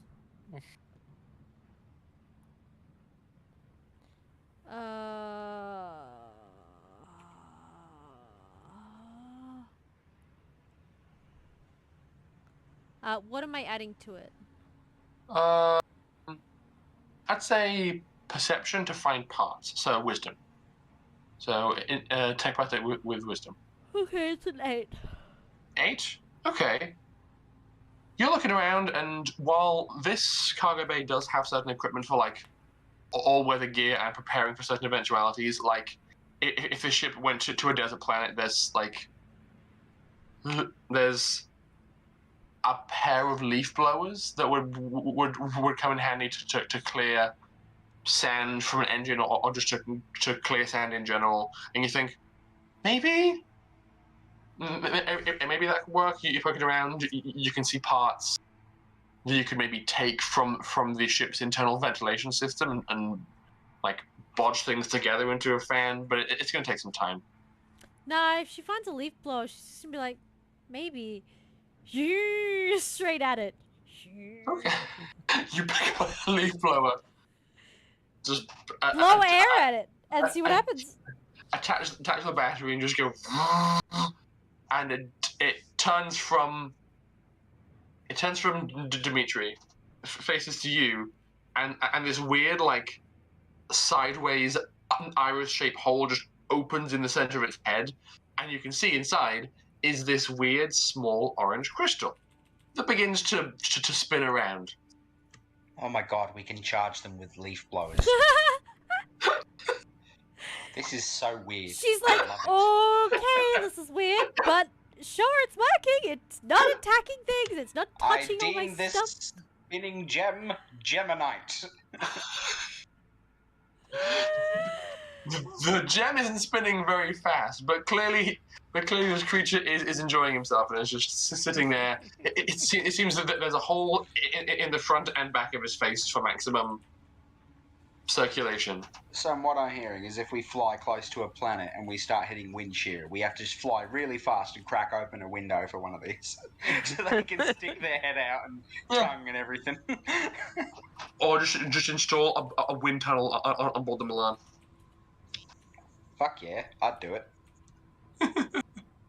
Okay, unfortunately, I have to pee, so Can we add I'll be right back. Let's. can we add like a little whistle to it? So you just hear.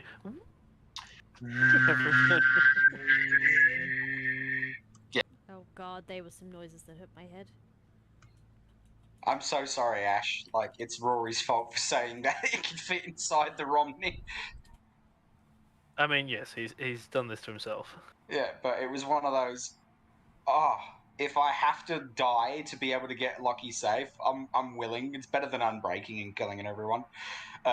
though turning Lockie into a rock golem. Now that's a thought. Apparently, chat is adamant that I must keep the rock baby. Catalina does not want the rock baby. You will keep the rock baby. Nope, I do not We're want the gonna rock have baby. an entire zoo on board the. You Milan soon. started this. What is this AI gonna think of us at the end of these trials? This AI is gonna be like, Well, I you already told him that we sentimental are pieces of shit. I already told him that we are a hive mentality and adopt new things into the hive. Oh god. So this all started because Ash was like, Lockie will take Dottie. I'm like, fair enough. And then we got a worm, and I'm like, yeah, let's Lockie get was next. Lockie was left unattended with the creatures. Yeah, what's worse though? You were left with me. I was there. You were there. You've let me do this. I mean, it was something for you to do to pass the time while we work out how long this thing's actually going to be going for. I don't know. Space magic wise, I have no idea. Actual planetary logic wise, physics, based on the carbonation in the atmosphere of the carbon being condensed into diamonds and then falling, the carbon would probably run out in about 2 days because they would have to break apart and then re-enter the atmosphere. It depends. It could be like Jupiter and have a storm go for hundreds of years. Yeah, but There it's is not actually a planet that rains diamond fairly regularly. Yeah, but the rain isn't consistent because it's precipitation. Rock hard giant diamonds cannot return to the atmosphere unless something is bringing them up there. Unless they're forming Oh up there. god. Yeah, in Who's which doing case what they now? would have to break apart, return to their carbon We're form, we're and then on go a up. ship that's holding multiple planets. It's space magic. Like I said, if you go by physics, not that long. Regularly, yes, but not that long. But we are in space magic giant tube, so there's Yeah. no way of knowing. Dimitri, you're chilling there. Kathleen was aiming a leaf blower at this thing, and he's kind of calming down. Molly kind of pipes up and says, "This baby's weird. What baby?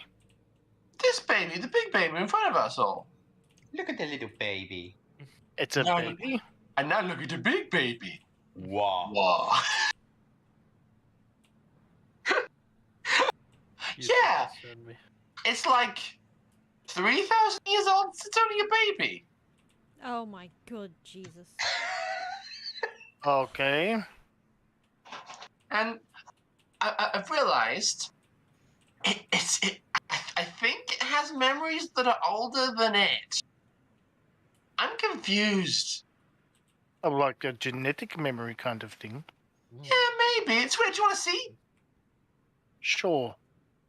Okay, they're pretty grisly though, so bear with me. And there's kind of like the weird, like aggressive, Sensation, yeah. like flashing lights where your vision cuts between reality and what you see. Yes, Alice?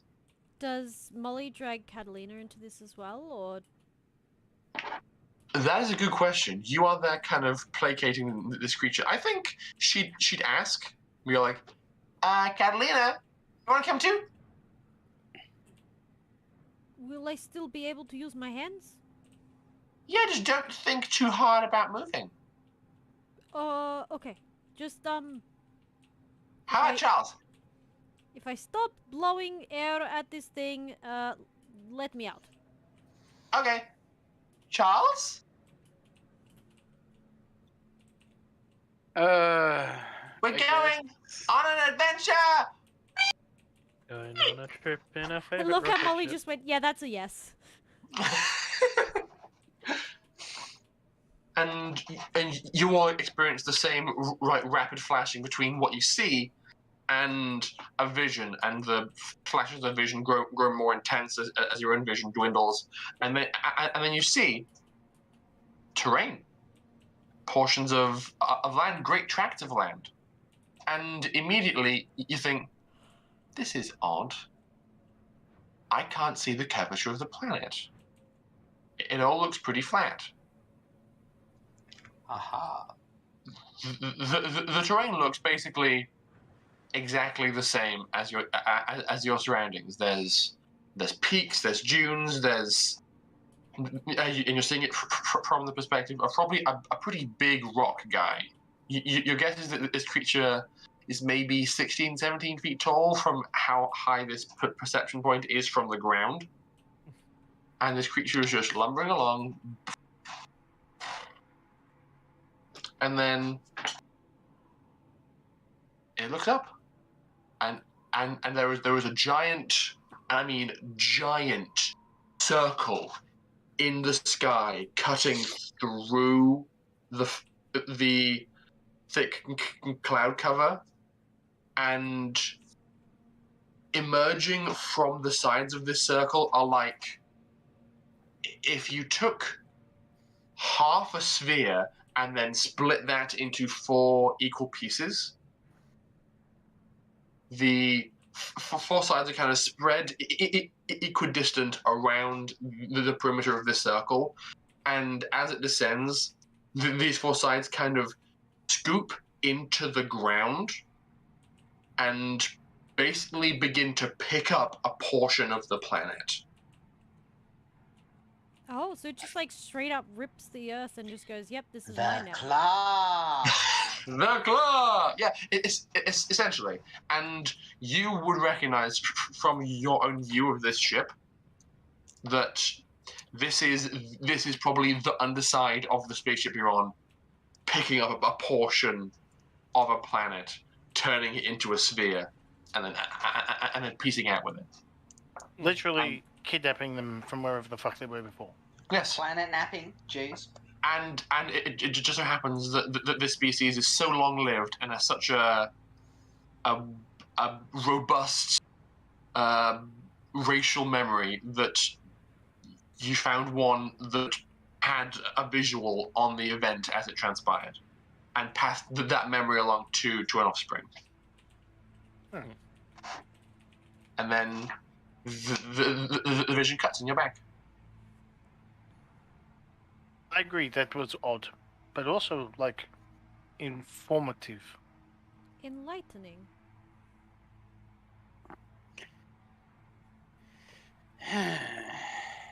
Charles, at this point, you're reasonably satisfied that you can walk. You're pretty sore and quite lethargic, but you can move around and do stuff if you really wanted to. To start with, what he's going to do is lie down and reach out with his senses. Mm-hmm. What does the rock golem look like? Interesting. Very interesting. Just a moment. What did I say? So, Rock lobster? It's a with rock lobster. Do, do, do. a rock lobster, yes. So your ability allows you to locate consciousnesses, correct? Yes. You have quite a challenging time seeing like permanent structures, like your surroundings or terrain, but you could make out points of consciousness. Yes. You reach out and you can clearly see Catalina. You can see Dimitri.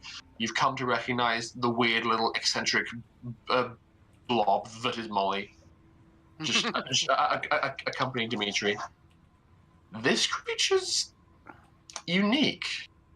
It's the brightness of the lights emanating from it are dim, which kind of makes you think,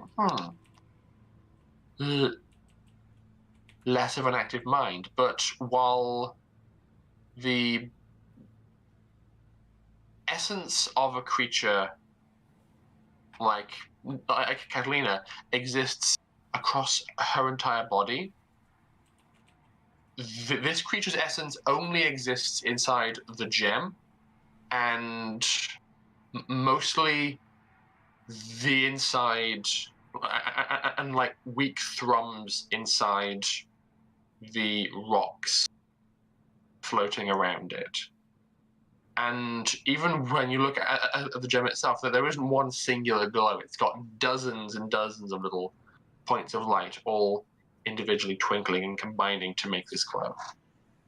It's really, really strange.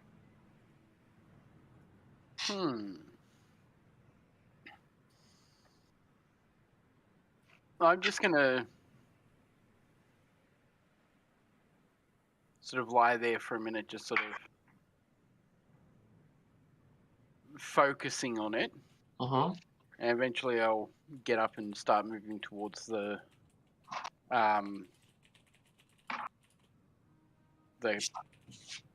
bay where it is. Okay.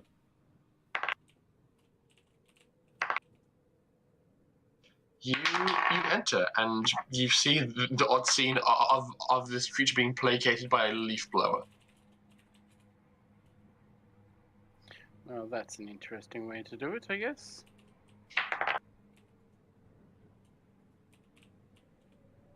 Catalina, you have your senses and see Charles enter.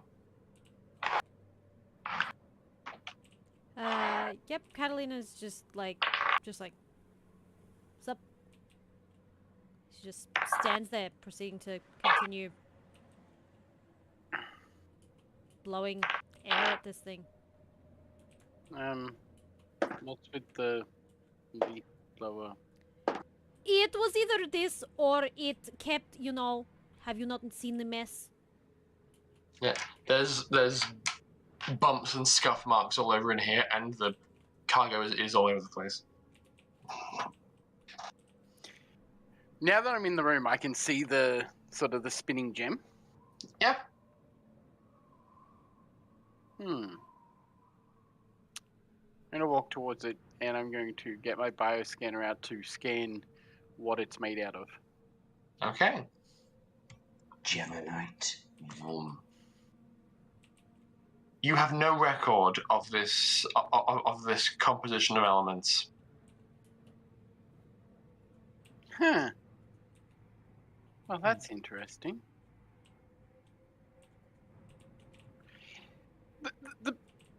The ship's airtight at the moment, yeah?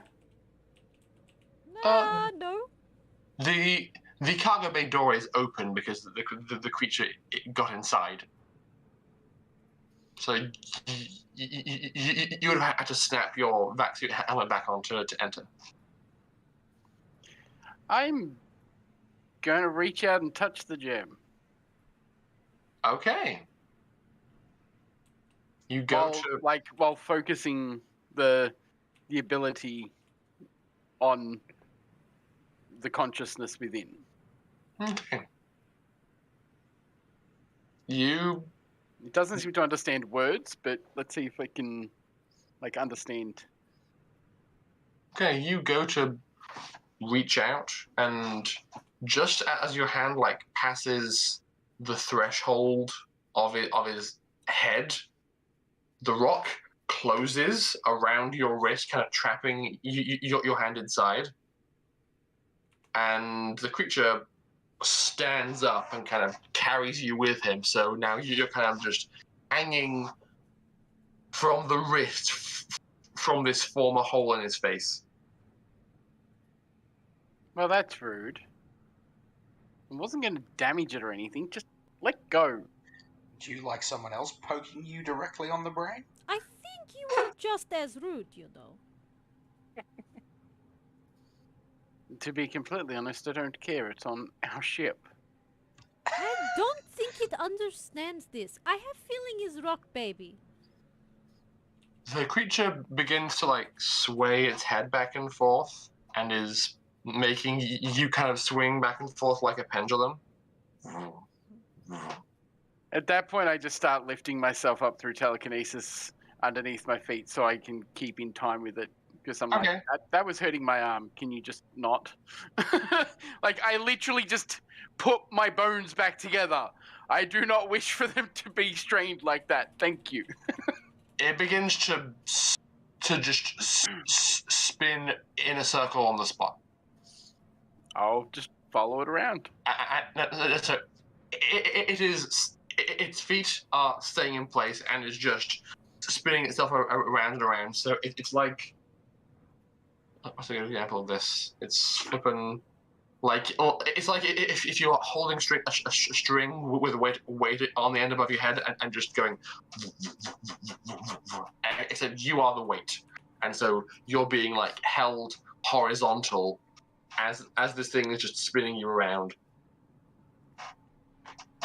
I reach in with telekinesis to pull the rocks apart so that I can get my arm free. Oh, Okay. Doctor, I'm not trying to hurt it or anything. I'm just trying to get my arm free. What Just are you enough doing, that I can- Doctor? Are you playing with it? I think it is a giant rock, baby. Yes, and it's throwing me around. I think you mean yes, and it's throwing me around. Roll me a telekinesis, please.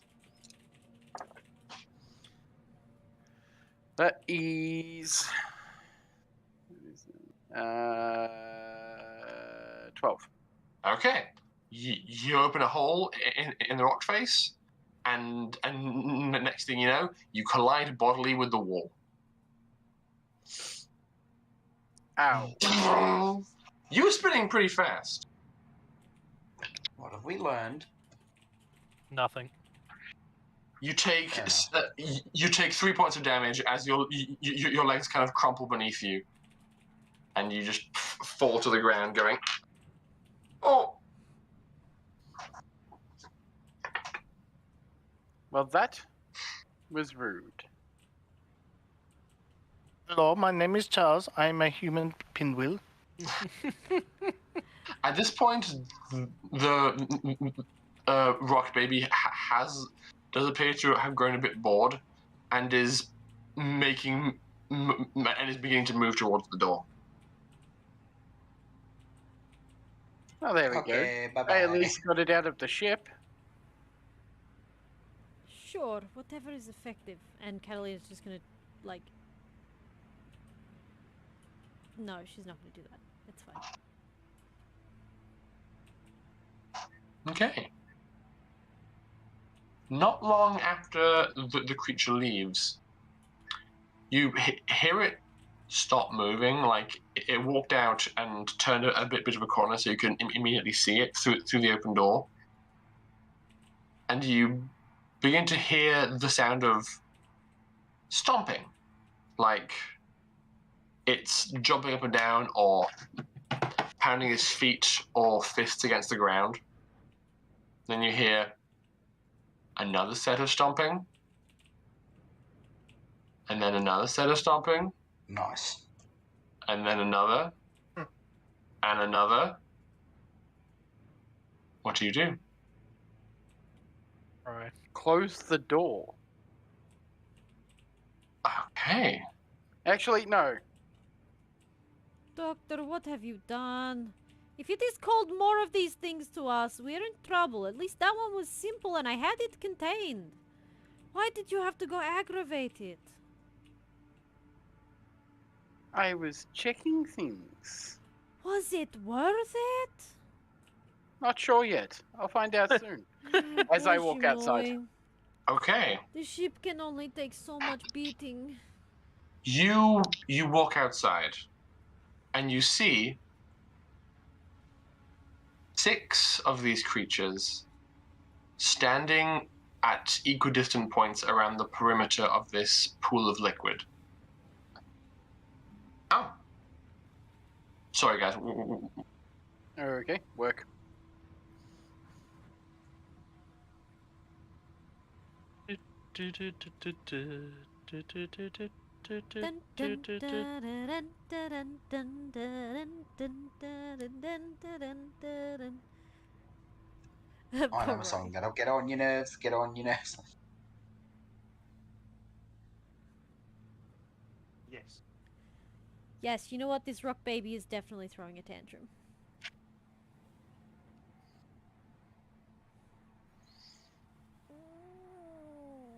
I don't know about anyone else, but I'm falling asleep here. I'm in danger. We're all in danger. I mean, we kind of need our ship. I'm a bit concerned about where we're going with this. Nobody knows. That's for us to figure out later. Oh boy. Concern. We just need to fly up, yeah? Apparently. Well, apparently whatever's up there is moving with, like, it's orbiting the planet.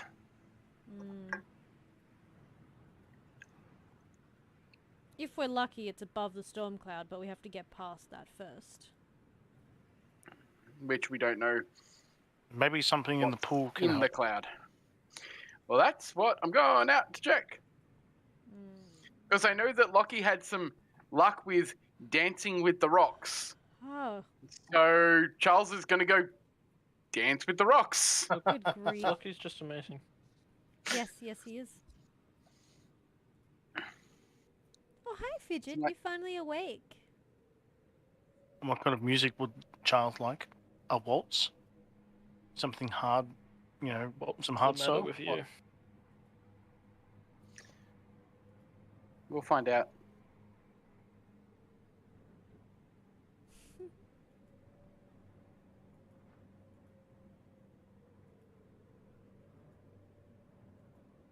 Oh, man. Okay, that was one of my employees calling in to say, "Hey, can't come into work tomorrow because reasons." So that's a thing. That's funny, 'cause I actually Yay. got a message from one of my employees doing the same thing. Oh boy, management. Yay. So Fine. I- It's fine, I'm not in tomorrow, so I don't care. Can I call you tomorrow? I'm not your boss. Damn. Yeah. Then I again, technically am your boss, but Oh no. Ash should be my boss, except that he's not at my work, so it's fine. not at your store. Perfect. That's true. So, as I was saying, 6 equidistant beasties, and while you initially see them just holding their form, you see them kind of beginning to change. Like all 6 of their central core gems kind of begin to float out of their bodies, and are moving towards all the other ones, and are kind of going to converge in the center of the pool. And for all 6 of these gems, the rest of the rock bodies are kind of following behind in a snake pattern. What do you do? My dice book got hijacked. My dice tray. For Oh, no. now, I'm just going to, like, take out my combat and just sort of be like, interesting. Recording everything. You sit and watch, and you see that all 6 of the core gems kind of meet and coalesce in the center. There's a few moments where these 6 gems are trying to find equilibrium with each other, kind of adjusting and shifting amongst themselves to find like an optimal configuration. And once that's found, they kind of lock into place, and the pulling of the rocks from the banks of this lake begin to come in faster, and all the bodies of these creatures converge and form a big rocky orb. And that orb is beginning to take on a more humanoid shape. Arms are growing out, and little stumpy legs too, and a small nub of a head is beginning to stick out of this lumpy torso.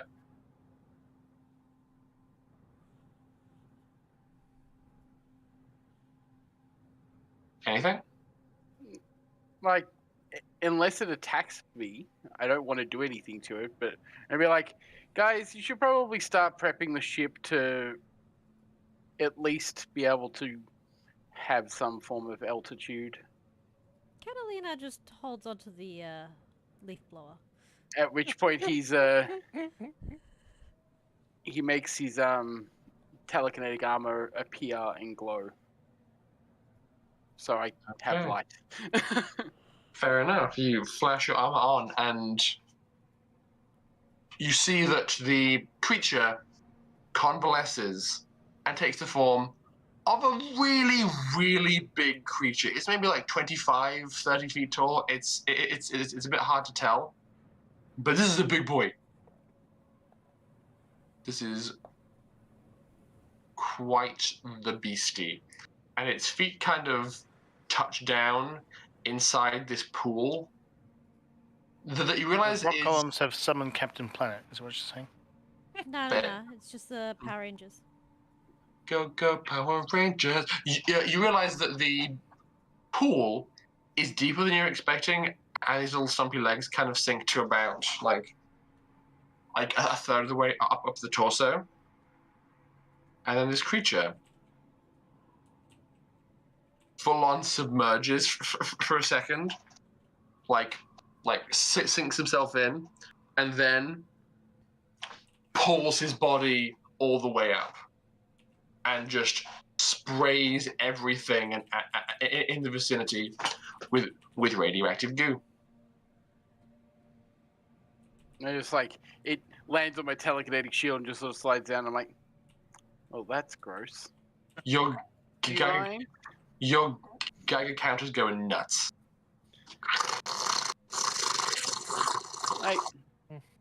Yeah, we need to get out of this hole. Mm-hmm. It's a giant worm. Hey, Doctor, I hate to ask this, but that shield you have going on, can you make it bigger than just yourself? Don't know, never tried. Do you think you could put it around the ship? That would be quite the ask. And I may need to plug into the ship. It's only theory. I don't know how your, as Loki would say, space magic works.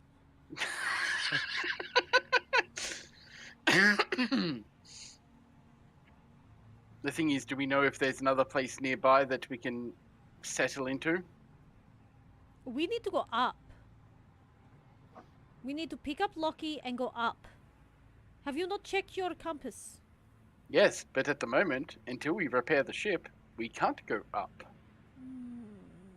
Okay. We can go outside as long as it is not pissing down fucking diamonds. What he said. What's the creature doing after it sprayed stuff everywhere? Its entire body is glowing, and it is walking towards the door.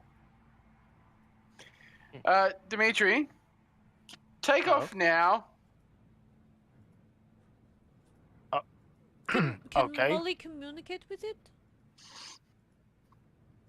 I haven't Maybe. trusted it at the moment, but if you want to try, at the moment I'm going to go see if I can make a shield as I like run inside and like try and get a wire to plug into my bracelet. Okay. You run up to the helm, and I'd say you can find somewhere to jack in. Sure. Cool. So I literally sit at the helm with bracelet plugged in, touching the ship, and I just start trying to focus my telekinesis into the ship to create a shield around it. Enough that we can get to a different hole, away from big monster dude. The Interesting. glowing rock people. Yes, because the glowing is radioactive, and I don't want anything to do with it. So, Dimitri, you are I assume, at the helm and taking off? Mhm. Okay. You gun it out the door,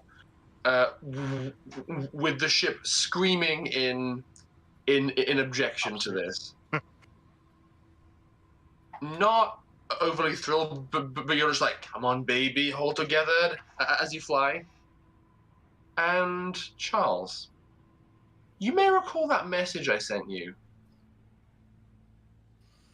Oh no! What have I done? This definitely falls under that description, wouldn't you say? Yeah, it does! Oh, this is gonna hurt. Anyone Oh, want to fill me in? I have a feeling I might understand at least some portion of this. Uh, You done Okay, fucked up, son. yep. so you are at the helm, focusing with all your might, trying to extend a field around this ship. You've made shields around yourself. You've exerted telekinetic forces on somewhat larger objects, but this is truly a first. But somehow something inside you feels like, yeah, I can do this. He is a god. Yeah, God. I can do this. And you just begin to focus intensely, and yeah, Dimitri, as you're flying, you can see the intense diamonds pummeling the exterior of the ship. But after a few moments of you going, I'm not sure the ship can take this, the impacts become less impact, and it kind of looks like there is a thin veil of water across the surface of the ship, and each impact is like you tossing a pebble into a pond. There's a small ripple that comes with the impact. Just a weird, barely visible ripple in space. And you think, oh boy, Charles, he's doing so well. And you turn and you can barely actually see him. As in, like, he's gone opaque, or His physical form is beginning to look a little bit translucent, and the only real constant is you can see his nervous system shining blue, and you know, Turning into Dr. Manhattan. Oh, good lord. and you see that every single one of those weird, like phantasmal spikes you saw poking out of his head and spine and down his arms and now down his legs and down his tail. Oh, he has a tail now. Okay, that's weird. Every single one of these weird phantasmal spines is showing as being connected to his nervous system too.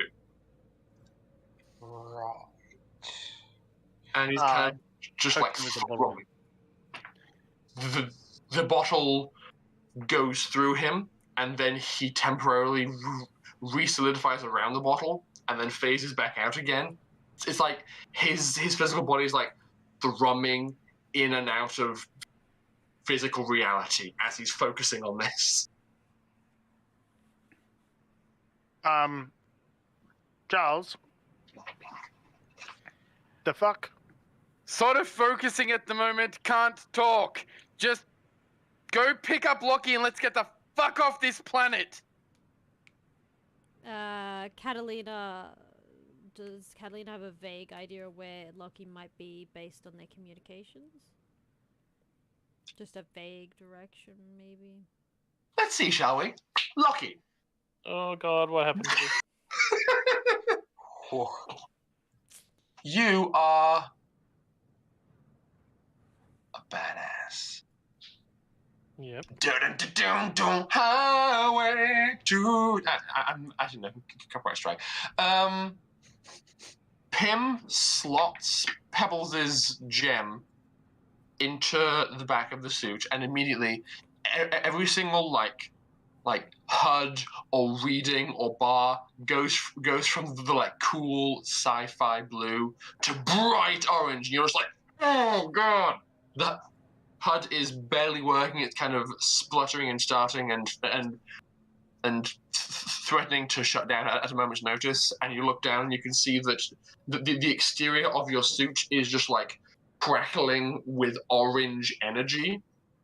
And you look up and see that the pieces of Pebbles above you are losing their cohesion as a cone, and are kind of just one by one going just like one by one attaching themselves to the outside of your armor. Okay. I fucking knew Okay. it.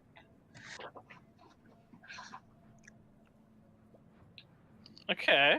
Mm-hmm. It takes it takes a few moments, but by the time this weird process is done, you are standing on like 2 foot tall rock stilts. You yourself are probably about 11 feet tall, and you are surrounded by pebbles in rock armor, and the diamond rain is just bouncing off him like it's nothing. Okay. Pam, this is amazing. I regret nothing. What about Pebbles? Is he okay?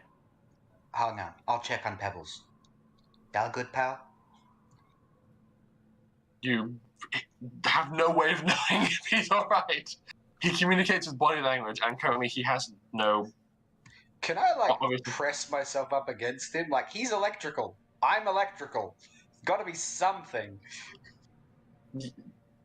That's like saying. I'm electrical, but I don't stick my finger in the fucking socket.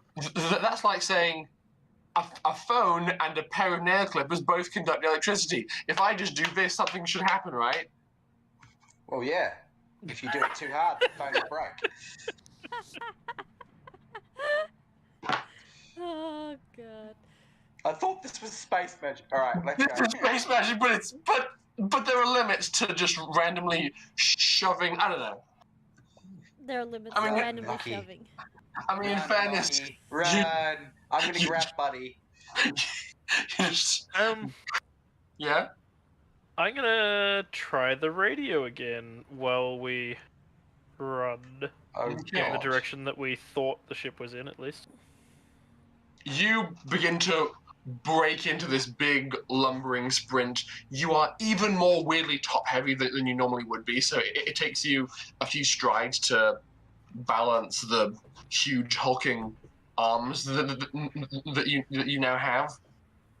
And as you turn on the comms, amusingly, at this point, Catalina, you are also trying to reach out to Lockie, and there's this weird like cross call moment of hello, and as you are running towards her, and the ship is gaining altitude, the static is cut through, and you have a semi-clear connection. Lucky? Lucky, is that you? Yeah. Where are you guys? Storm, I don't think's letting up anytime soon, but I got a way to maneuver safely. Oh, that's good. We are heading... Insert direction here. Where are you? I'm insert direction in relevance to that. Insert location here. Indeed. Okay, you say you're okay. Are you mobile? Mobile. Roger that. Okay. You should see this. He looks so sick. Okay, Pim. Hi Pim. Glad you're safe too. Indeed. So is Buddy. Ah, I see. Catalina, at this point, you are grabbed from behind, and at this point, for the first time since this has all happened, It Professor doesn't matter who Hotaka, it is or what it is. She reflexively, poof. Joe grabbed Catalina from behind. Hotaka pulled the bag from his face. You flip him over, and as he's lying on the ground in shock, he goes, "Buddy, oh yes!" You have problems, dude. And ignores him. Oh. I know. I'm alive. Oh no. I know. I didn't expect this. I know I'm codependent. Don't lecture me. You're not my mothers. She just walks away. Did he say mothers? Yes. Yeah. As in plural? Uh-huh. Referring to all of us. Awesome. Anyway, okay. If I work this out correctly, we should be able to intercept at this many paces, blah, blah, blah, blah. And then we need to head up. We need to get to the point where the compass is directing to. Alright, I'm on my way. Alright, Pim, you got the coordinates? Yeah, I think so. Okay. We can fill each other in a moment. See you soon. Be careful. Yes. Careful. That's exactly what we're thinking right now. As careful as you can be. Look, you'll understand when you see. Roger that. Quick, Lucky, get a photo. I'm gonna see if I can get you flexing. Come on. I want to see if I can John Carter this. Kelly's Oh, just like, oh, God. bullshit. Jump? Yeah. Okay. So you have a pretty intuitive interface with this suit. Yeah. If you it to a certain extent responds to what you want, because it's armor, it's high tech, it's fancy, and you kind of think, boy, it sure would be swell if I could jump right now, and you feel this weird response from this rock armor. It's like half pain, half excitement. Like Okay. it's like the equivalent of someone struggling really hard to balance on something, but at the same time they're saying, "No, it's fine. This is gonna be awesome. Keep going." Okay. And as you think, sure, it would be cool to John Carter. Part of the bulky arms like shift down, like the underside of the upper arms kind of drops down the exterior and turns into chunkier, longer legs underneath you. Yeah.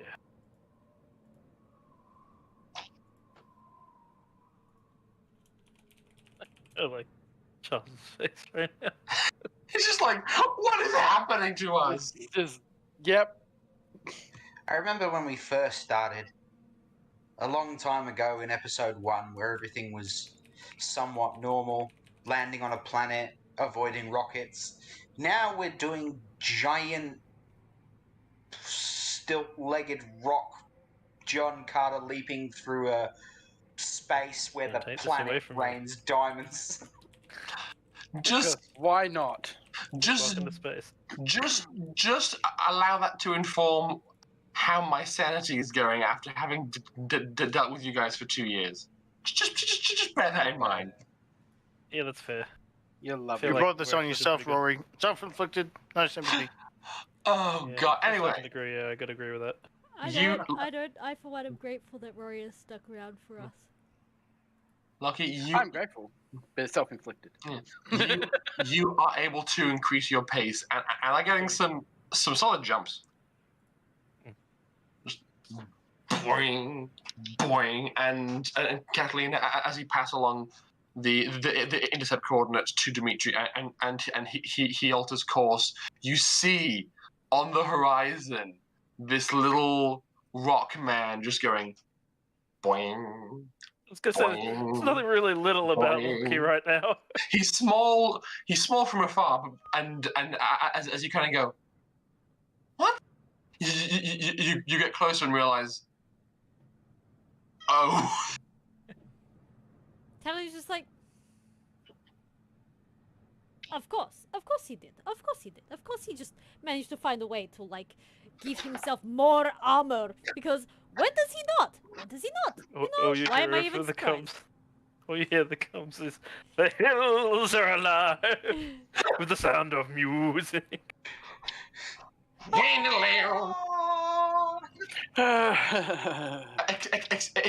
it's that exact song, except the heavy metal cover, Yes.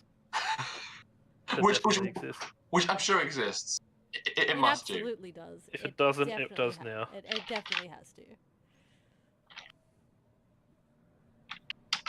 Oh my god. This is like we have the internet. It So- exists.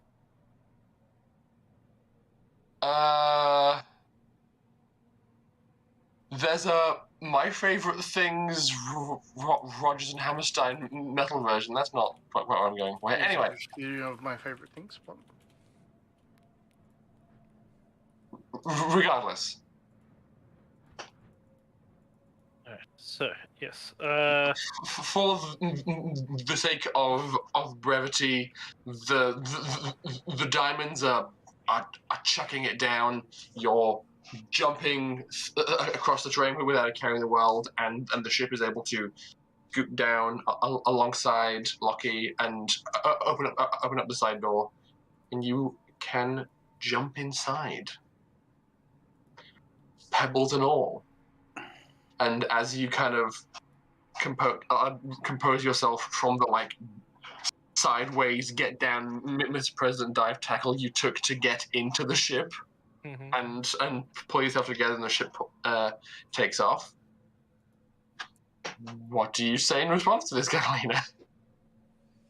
As he's getting back on board the ship. Mm-hmm. That's not another rock, baby, is it?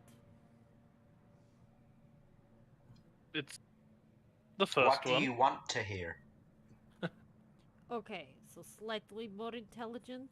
It's not gonna run around trying to Oh, mess yeah, up my oh, yeah. workshop. Heaps more intelligent. Pebbles would never do something wrong. Pim, are you okay? I'm fine. Why? You know, it's fine. It just sounds like sarcasm, you know?